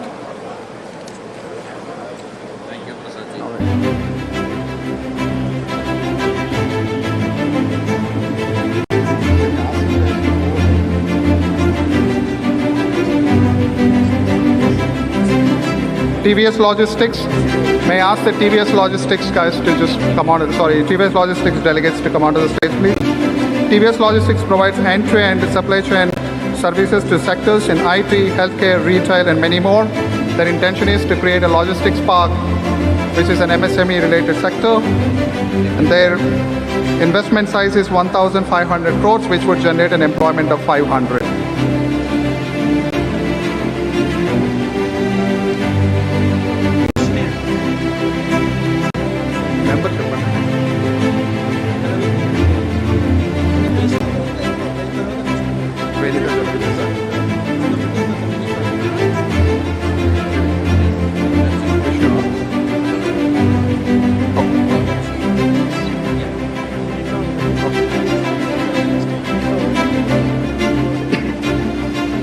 Jalavidyut, which is an energy organization focused on renewable energy with hydropower generation. They intend to invest 3,000 crores, which would generate an employment of 600.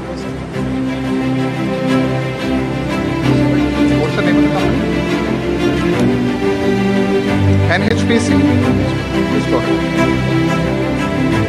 NHPC is an Indian public sector undertaking that operates in the power generation sector, primarily works towards hydroelectric power, and is one of the largest hydropower companies in India.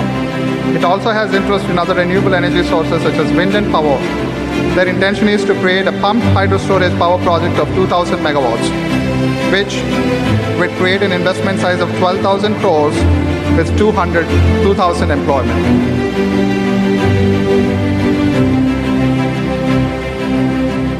Ladies and gentlemen, please put your hands together and encourage our investors, please.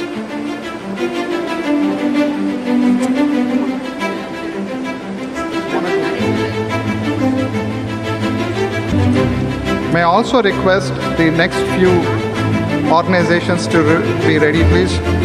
Varshini Power Projects. Varshini Power Projects Limited, with a strong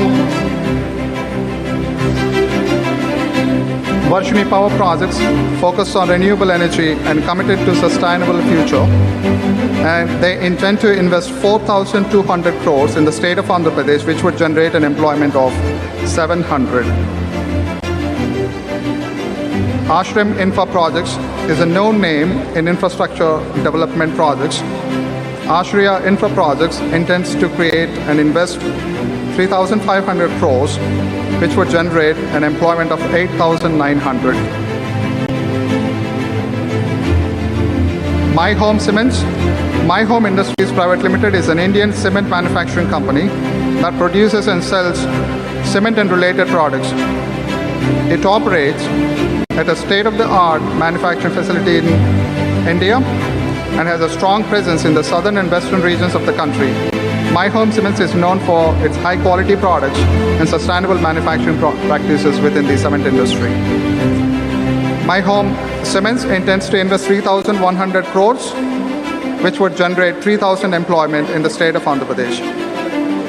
Venika Jalavidyut, which is an energy organization focused on renewable energy with hydropower generation, intends to create an investment size of 3,000 crores with 600 employment.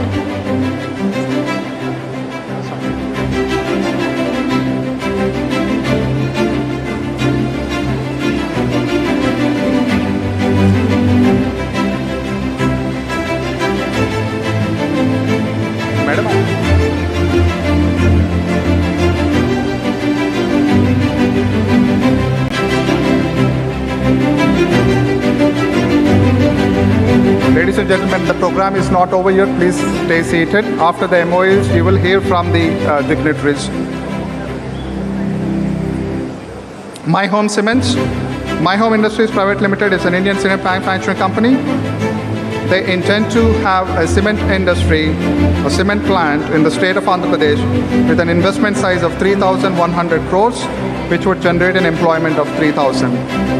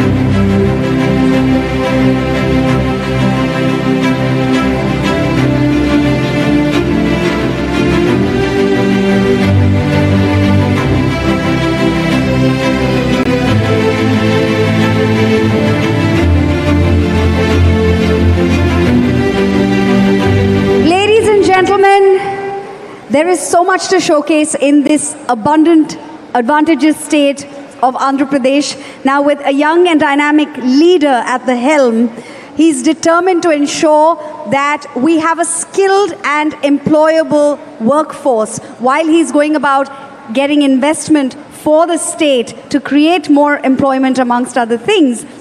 He is also ensuring a skilled and employable workforce. We would like to show you what's happening in Andhra Pradesh on the skill development front. An AV on skill development in Andhra Pradesh, please.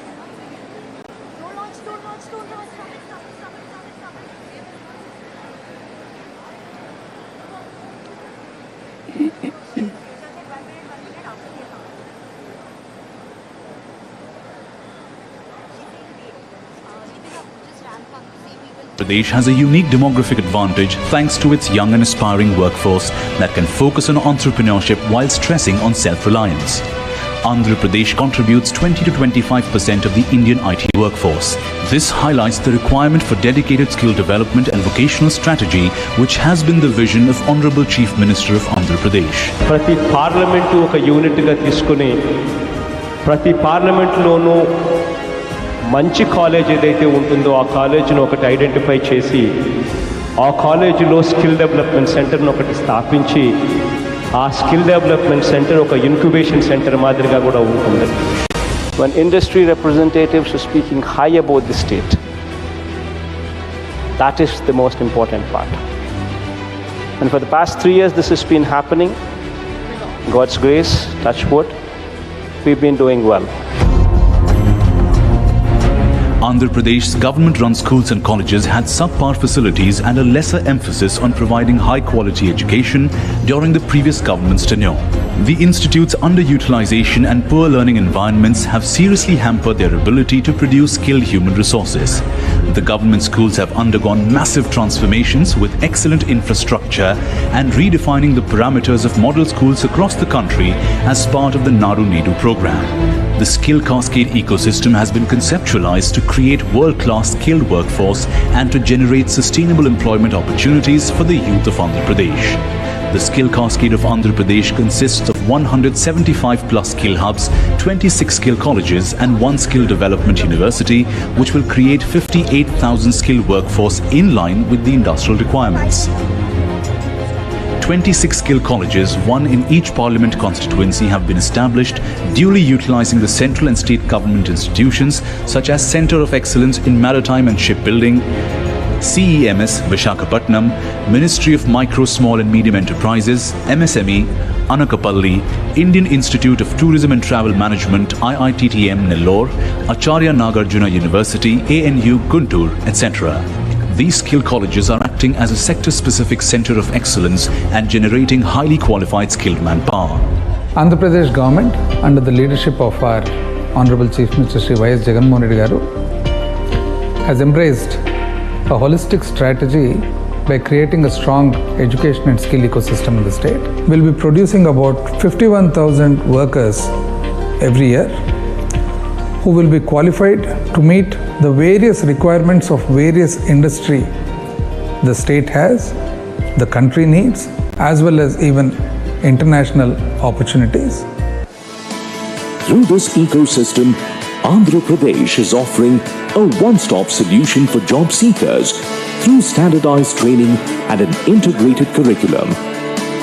More than 300 industries have been benefited, and the Andhra Pradesh State Skill Development Corporation has been able to create industry-specific skilled human resources for the state as well as for national and global needs.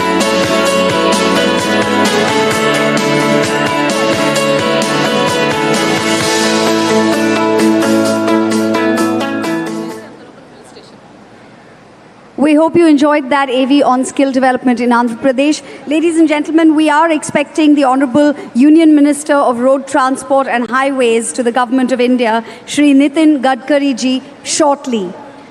In the meanwhile, I request the Honorable Chief Minister of Andhra Pradesh, Shri Y.S. Jagan Mohan Reddy Garu, to please felicitate our guests on the dais.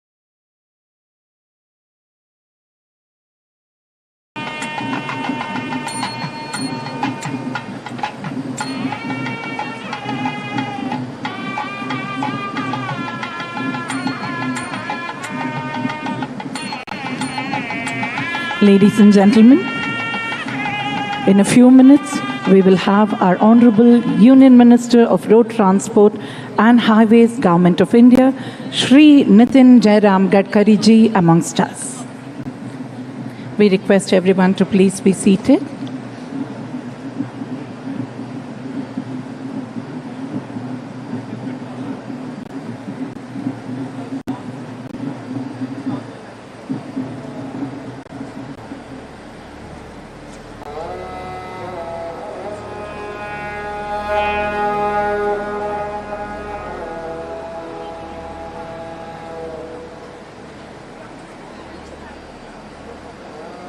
We thank our Honorable Chief Minister for felicitating the dignitaries on the dais. Ladies and gentlemen, please put your hands together for the Honorable Union Minister of Road Transport and Highways, Government of India, Shri Nitin Gadkari ji.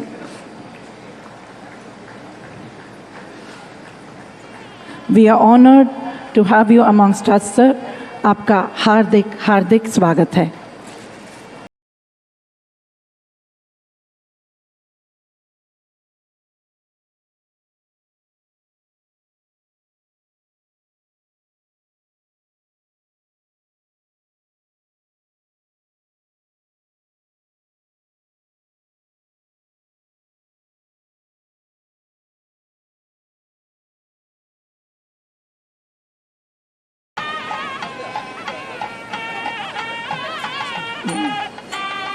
Our Honorable Chief Minister will now be felicitating our Honorable Union Minister of Road Transport and Highways, Government of India, Shri Nitin Gadkari ji.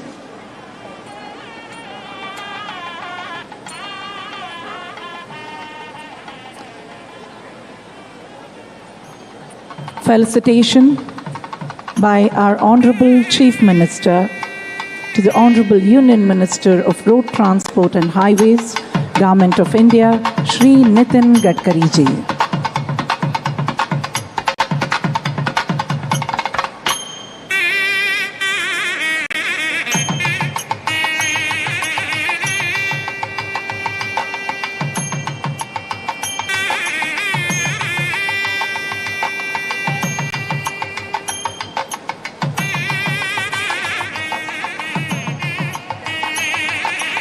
Thank you, sir.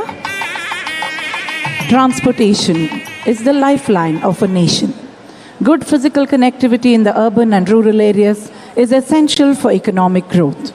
India, the 7th largest nation with over 1 billion population, has one of the largest transport sectors. To maintain the growth momentum, it's essential to strengthen the transportation infrastructure, facilities like rail, roads, port and airport, connecting the domestic economy effectively. To shed more light, may we now invite our Honorable Union Minister of Road Transport and Highways to the Government of India, Shri Nitin Gadkari ji, to address the gathering. Welcome you, sir. Ladies and gentlemen, Honorable Union Minister of Road Transport and Highways, Government of India, Shri Nitin Gadkari ji, will now be addressing the gathering. आपका हार्दिक हार्दिक स्वागत है, sir.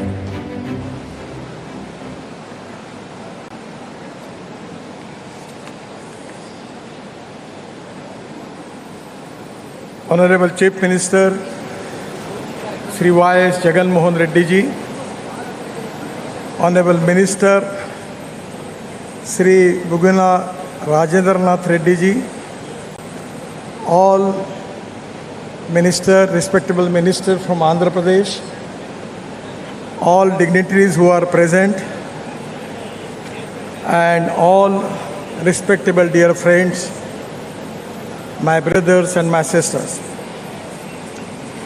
First of all, it's really a great pleasure for me to interact with you regarding development in Andhra Pradesh.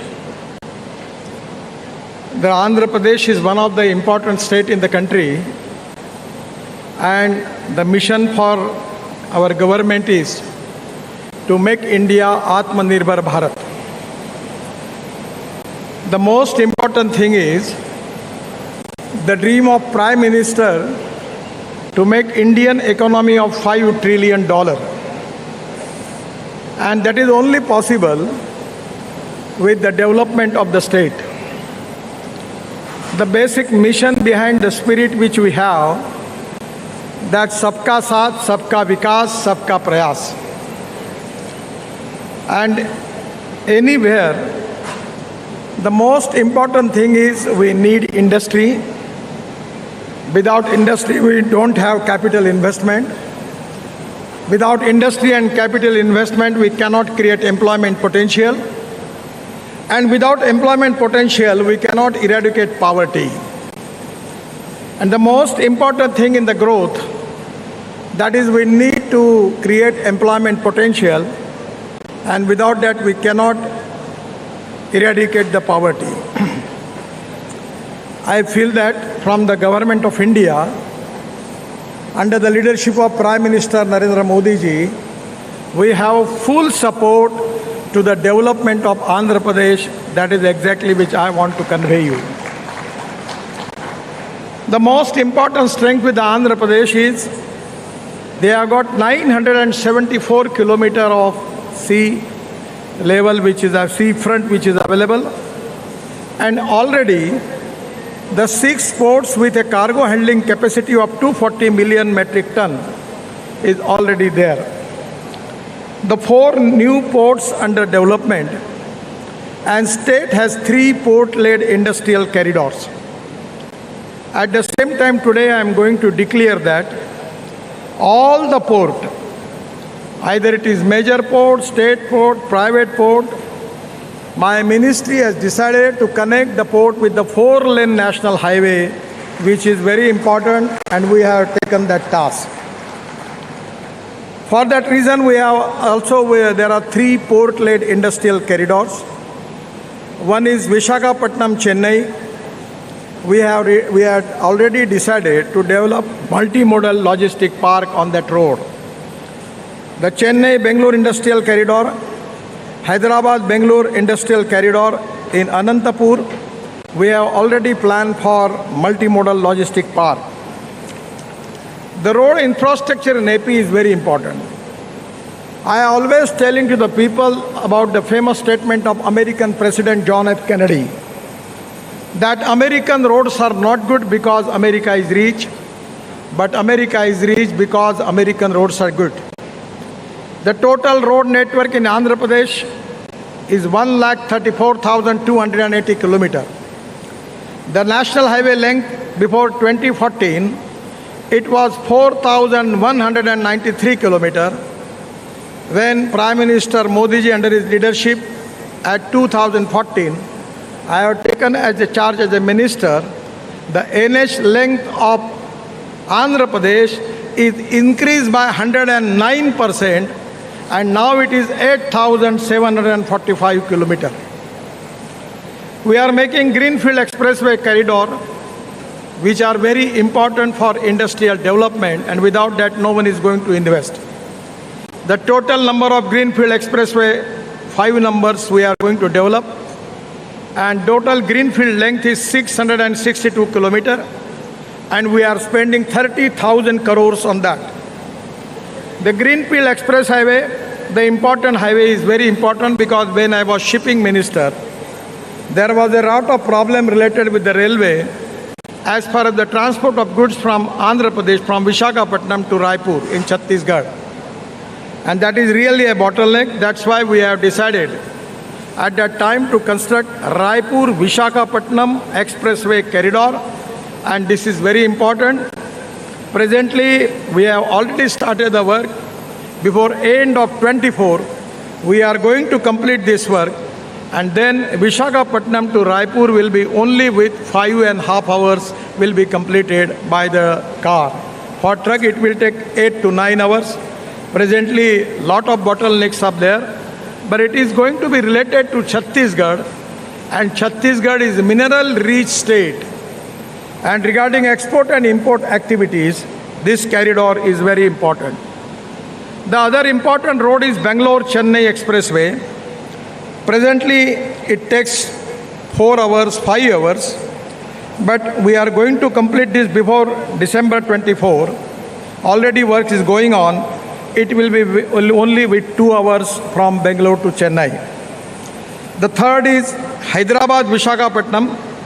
This is also very important, and we will complete this before December 24.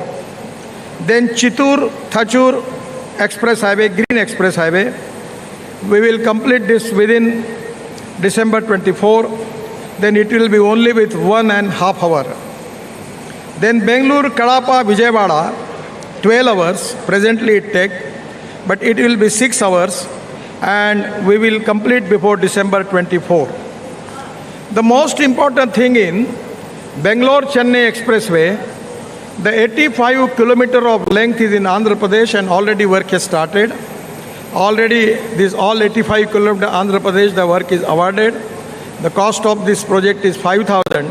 And because of Bangalore and Chennai, within 2 hours, the Andhra Pradesh government can take the initiative to develop industrial clusters, logistic parks, and development of different industry on this highway, which is going to connect Chennai and Bangalore. I also very much confident about Raipur Visakhapatnam, where there is a huge possibility of making industrial park, industrial cluster, logistic park. The distance is 465 kilometers, and total length in Andhra Pradesh is 100 kilometers. The cost is 4,500 crore. The already 12 kilometer length is completed. These are very important highways which are very helpful for industrial development in the state. The water, power, transport and communication, these are the 4 important pillars as far as the development is concerned. And as for the road infrastructure is concerned, we have already taken responsibility of making good standard infrastructure of international standard in Andhra Pradesh. We are also making Nagpur to Vijayawada, that is 438 kilometers, out of which some of the length is in Andhra Pradesh. Already we are in the process of starting this project. The most important project is very important for Andhra Pradesh, which is connecting from north to south. Presently from Punjab, Haryana, Kashmir, Uttarakhand, Himachal, Delhi, Rajasthan and Gujarat. All traffic which is coming to the south is coming to Mumbai, then it goes to Pune, and after Pune it is diverted to Solapur and Kolhapur, and then it going to south. Now we have already completed major part of the Delhi-Mumbai Express Highway. And near Surat, we are making the Green Express Highway, that is from Surat to Nashik, Nashik to Ahmednagar, Ahmednagar to Solapur, and Solapur to Kurnool. And by Kurnool, it will be well connected to Hyderabad, Visakhapatnam, Bangalore, Kanyakumari, Chennai, everywhere in the South India. Now you don't need to go to Mumbai and Pune. That is going to reduce the kilometer by 300 kilometers. It is saving is there, and which is very important. The most important problem in our business and industry is our logistic cost. In India, our logistic cost is 16%. Now China is 8 to 10%, and USA and European country, it is 12%. Our mission is, our target is to make this logistic cost in single digit up to 9%. As a transport minister, we have taken a lot of decision. In place of diesel, we want to use ethanol, methanol, biodiesel, bio-LNG, CNG, and hydrogen and electric. We are in the process of making electric highway. We have now electric trucks, electric tractors, and hydrogen is the fuel for the future. 100% I am confident. Just I got a opportunity to launch LNG truck in Pune, in Chakan. The Blue Energy was the company. And in place of using 100 rupees of diesel, it is only with the 40% we can only have to pay for LNG. And the truck capacity is for 1600 kilometers. So change in fuel, that is one of the important thing. And other important thing is the good roads, by which 100% within 5 years, we will reduce the logistic cost to up 9% even in Andhra Pradesh, and that will be a great thing. The other important connectivity is 4-lane Khannam Devarpalli Greenfield Corridor, which is also very important. We have decided to make this corridor is important for Andhra Pradesh. The work is in progress and likely to be complete by September 24.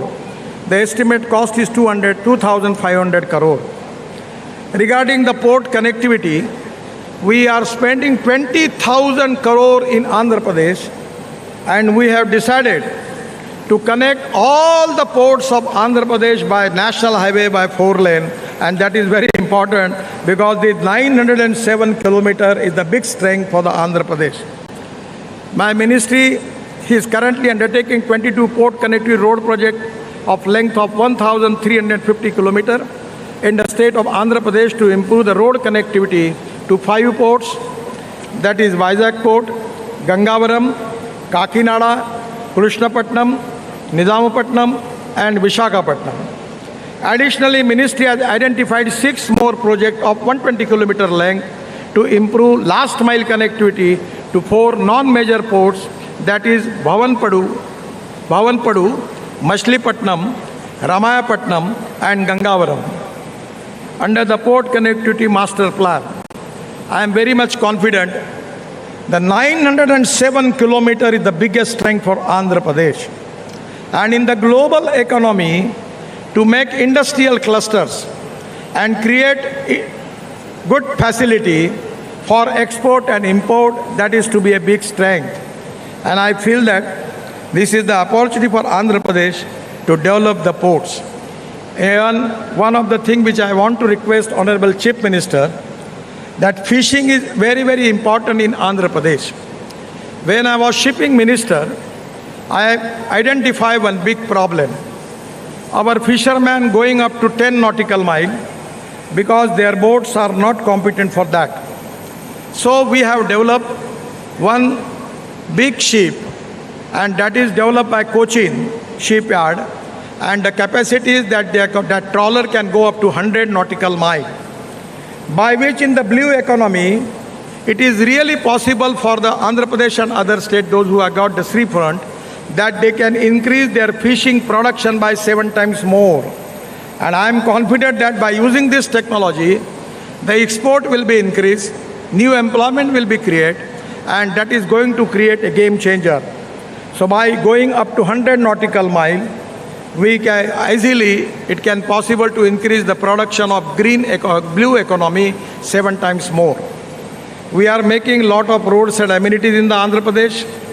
At the same time, we are making 27 green express highway and access control corridors of length of 10,000 kilometers in the country, where it can be easy to connect all the greenfield corridor of Andhra Pradesh.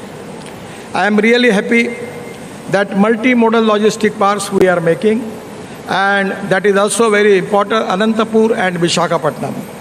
The linkage with Vizag, Chennai, Hyderabad, Bangalore industrial corridor, it's very important.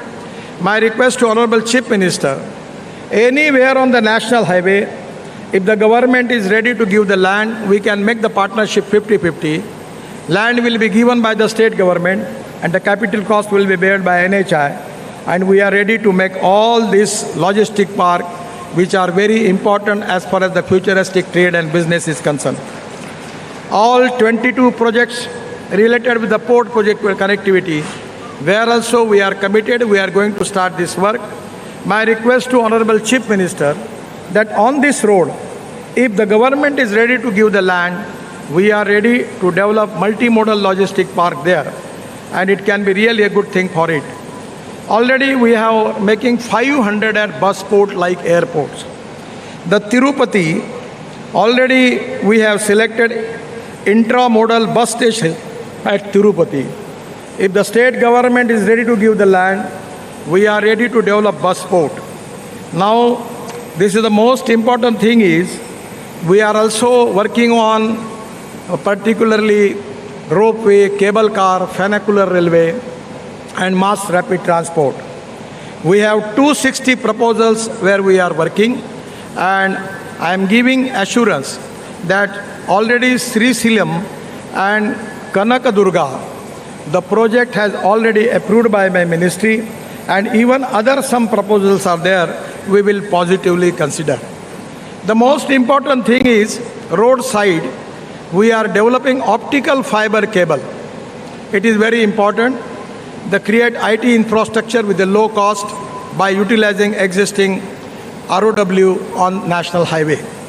Pilot project has already taken from Hyderabad to Bangalore corridor, 512 kilometers, where my department has taken a responsibility to make optic fiber cable between Bangalore and Hyderabad. The planning for development of optic fiber cable in Andhra Pradesh, Bangalore, Chennai, 262 kilometers, Hyderabad, Visakhapatnam, 222 kilometers, Indore, Hyderabad, it is 530 kilometers, Raipur, Visakhapatnam, it is 465 kilometers, Hyderabad, Raipur, it is 330 kilometers. This optic fiber cable also we are planning for making of gas line, electric cable, by which it can be easy, not only for connectivity, but even the gas, transport of gas will be possible. 100% it is going to be useful to make new industrial clusters where it can be definitely going to be very useful. The most important subject related with my ministry is automobile industry. Presently the size of this industry is 7.5 lakh crore. We are now number 3. Previously our number was 4 and Japan number was 3. But now we just surpassed Japan and we are number 3. China is number 1. USA number 2 and India is number 3. As a ministry, we have accepted the challenge that within 5 years, we want to make our number 1 manufacturing hub in India. Already in Andhra Pradesh, there are a lot of brands, automobile brands.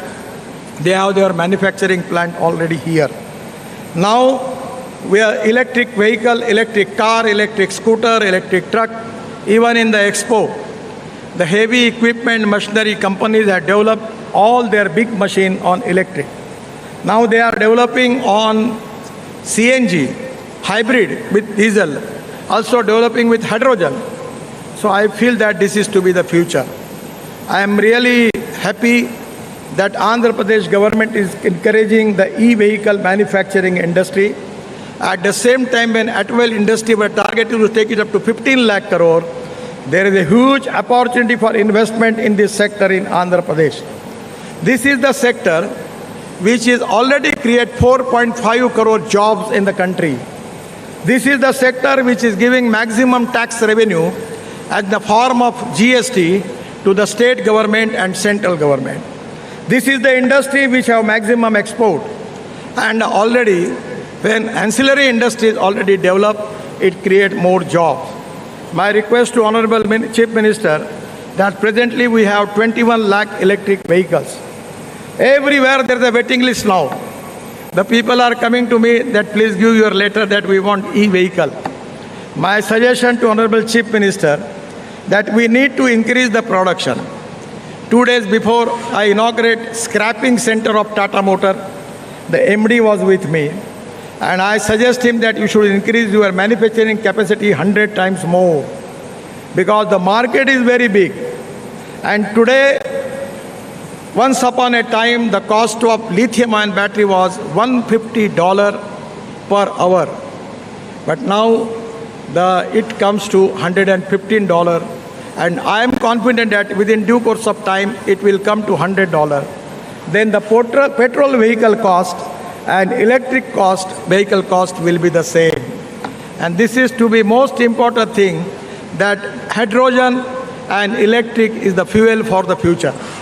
Presently, we have the import of 16 lakh crores of fossil fuel and pollution is a big concern.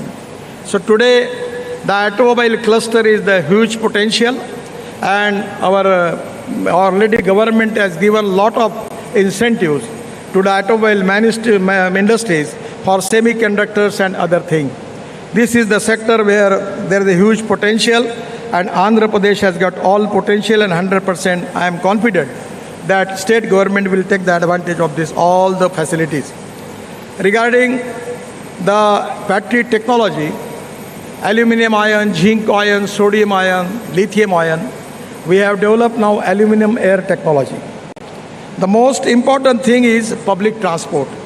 I know that everywhere in the state corporation are not in good position. Horn छोड़कर सब बचता है उसमें. That is the situation. So we have just decided this is a very, very economic model that is based on the London transport model. We have received the tender for 5,000 buses. The cost coming for AC bus 41 rupees per kilometer and for non-AC bus 39 rupees per kilometer. And the best in Mumbai running their bus, diesel bus, the cost is coming 115 rupees per kilometer. We don't need any investment from the state government. Now we are making a model by which escrow account will be there and the operator will be purchased the buses. And my idea is to at least encourage public transport in India. I just got opportunity to launch a sleeper coach bus of Volvo in Bangalore. Now they are making business class bus. We need to discourage the people to take their own car. And public transport is very important. We want to support this proposal and we are planning scheme for that where state government don't need to invest anything, but we can give you new electric buses and it can resolve the problem. We can reduce the ticket rate also and we will give the air condition facility to the people. I am really happy that one of the important thing which our government has started, that is scrapping policy. The 15 years completed vehicle in government, we have already taken decision it is mandatory. And the finance minister has declared a special scheme by which if the state government want to scrap their vehicle, there is also an incentive and scheme for that. Now we have a big automobile industry. We have to make the import of aluminium, copper, steel, rubber and plastic. So this is the energy, that two important philosophy, waste to wealth. So this wealth can be used for development of wealth. I always talk to people about the two philosophy. One is knowledge, innovation, entrepreneurship, science, technology, research, skilled and successful practices. We name it as knowledge, and conversion of knowledge into wealth is the future. The futuristic technology is very important for the state government and central government to accept. And the other important philosophy is no one is best. No material is best, no person is best. It is depending upon the appropriate leadership, it is depending upon the appropriate technology that you can convert waste into wealth. We are adding 50% rubber powder in bitumen. Now we are making bitumen from rice straw. Bitumen, bio-bitumen and biochar. So there are a lot of things. We are making bioethanol. Now we are allowing farmer to make ethanol from broken rice, from food grains, from bamboo. And there is a huge potential because our import is of 16 lakh crore. Really, it is a game changer. In due course of time, many companies are ready to launch their flex engines. Already Bajaj, TVS and Hero have already launched flex engine scooters. And now the automobile company like Toyota, like their Camry model, they are going to launch their model where 100% bioethanol will be used and it will create 40% electricity. Then the cost of petrol will come to 25 rupees per liter. So that is the reason it is import substitute, cost effective, pollution free and indigenous. My request to Honorable Chief Minister to please consider and encourage this.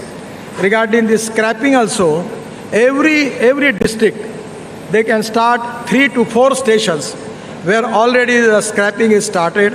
Already big companies have already started 25 units in India. And I feel that it can be a great opportunity. I am really happy that Andhra Pradesh is developing, and that is one of the reasons that Andhra Pradesh has got the potential of water, power, transport and communication. When I was minister, I got appointed to construct Polavaram irrigation project as a water resources minister. Water is a very crucial issue, and now today the water, power, transport and communication is available. A full support from the central government for development of Andhra Pradesh is there under the leadership of Modi ji, and at the same time I am happy that the state is progressive. One of the important demands from the Chief Minister is with me, that is the making of 6-lane Vizag Port Highway and NS16 near Bhogapuram. The length is 55 kilometers, cost is 6,300 crore, and state is going to contribute for land and giving me some concession. I already request the Chief Minister and the Chief Secretary. They have given me the letter and also 157 acre of land for multimodal logistic park they are giving. From my ministry, I am sanctioned this important project, which is very important for Andhra Pradesh and dream project of Honorable Chief Minister.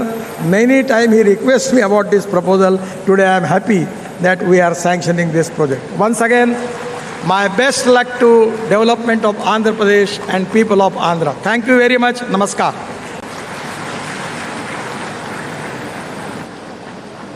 आपके सुनहरे शब्दों के लिए दिल से धन्यवाद सन्मान्य Shri Gadkari ji. We are honored and inspired by your words, sir. Thank you for that encouraging keynote address.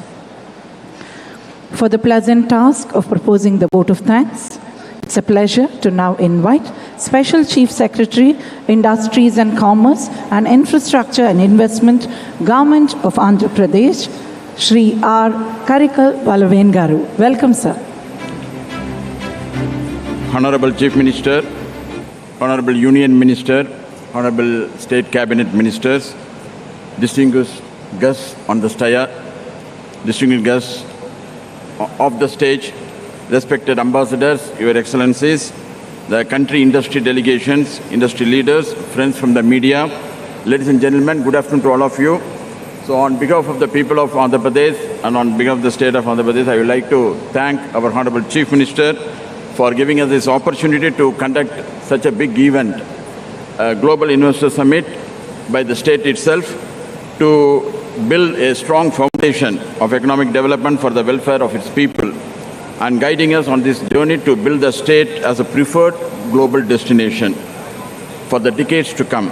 Under the Honorable Chief Minister's leadership, the government has taken numerous steps to enable rapid economic growth by ensuring stable governance and hassle-free business environment. At present, 88 projects are under active implementation with a total investment of 2,35,000 crores, with a potential to create employment of 2,37,000 persons.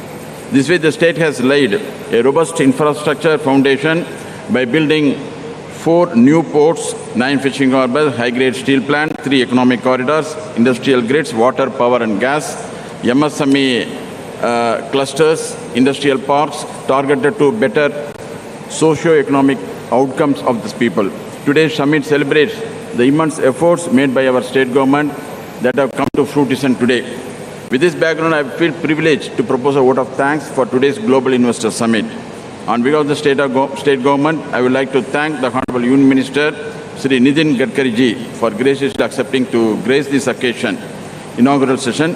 His constant encouragement and support to Andhra Pradesh have always helped our state to progress from strength to strength. I would also like to thank the special guests from the industries, distinguished ambassadors, the diplomats, the trade delegations from various countries, industrial leaders from India and Andhra Pradesh, friends from the media who are here today at the summit. Your presence provides us the encouragement, the required encouragement and confidence to constantly strive work closely with the industry. We are also thankful to all the investors. We welcome the investors who have come on a very large scale. And as our Honorable Chief Minister has announced, 13 lakh crores of investment, 340 proposals, companies. This is a very great achievement. And I really, we are proud of that. And we are thankful to our Honorable Chief Minister for giving this opportunity. And as our Honorable Chief Minister assured, we'll be with the investors. We provide all the support, we provide all the hand-holding. We'll be with you throughout your life cycle. My special thanks to the departments of Government of India who have provided us all the support. And also, I thank all the departments of the state government who have really helped us in organizing this event. On behalf of the Government of Andhra Pradesh, I thank each and every one of you, each and every one of delegate, because every one of you is our guest. So, I thank on behalf of the state government, on behalf of the Honorable Chief Minister, every one of you, and thank you very much. And I request you to please join for the lunch. So before lunch, I request the Honorable Union Minister to inaugurate the exhibition in the presence of the Honorable Chief Minister. Thank you very much.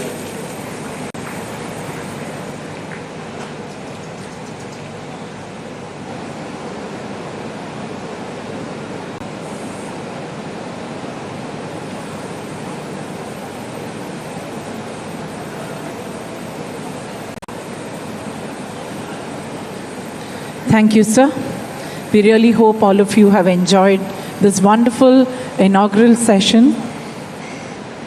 And this is just the beginning of the two-day summit, the Global Investor Summit 2023 at Advantage Andhra Pradesh. As you know, following this, in the seminar halls, there will be plenary sessions, conversations across sectors from experienced stalwarts from those respective sectors.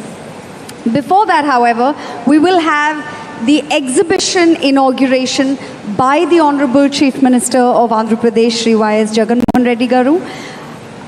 There will also be lunch. So please stay right here with us in this hall, and we will tell you what happens where shortly.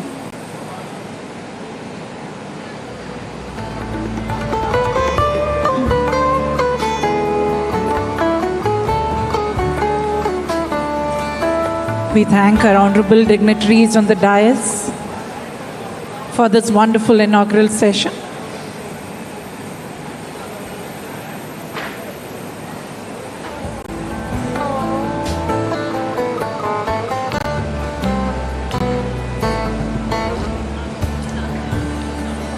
We thank the Honorable Chief Minister of Andhra Pradesh for being present at the inaugural of this event that he had envisioned for the state. And he is now headed to the inauguration. Gauravniyulu Mukhyamantri Garu, Shri Y.S. Jagan Mohan Reddy Garu, exhibition inauguration tarafki bayilderaru. Meerandaru kuda please join avandi. We thank our Union Minister for being present here for this wonderful inaugural session. Now, the exhibition will be inaugurated. We request you all to be part of that event as well. The exhibition inauguration is to the stage left, which would mean your right, the right-hand side for the audience, and stage left.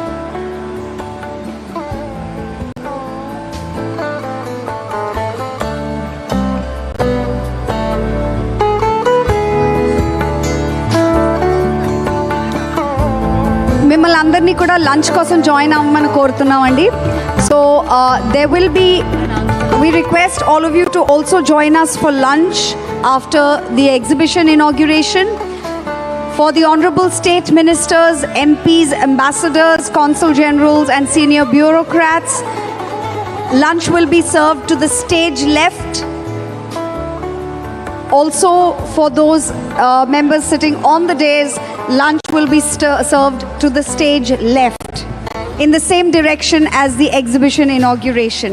For all VIPs and delegates, I request you to proceed for lunch to the stage right, through the exit from the stage right, that is your left-hand side. I will repeat, all dignitaries on the dais, honorable ministers of state, members of parliament, ambassadors and consul generals are requested to join us for lunch through the exit to the stage left, which would be your right, and all VIPs and delegates are requested to join us for lunch to the stage right. We hope you enjoy your lunch and will be joining us at the sessions at the various halls.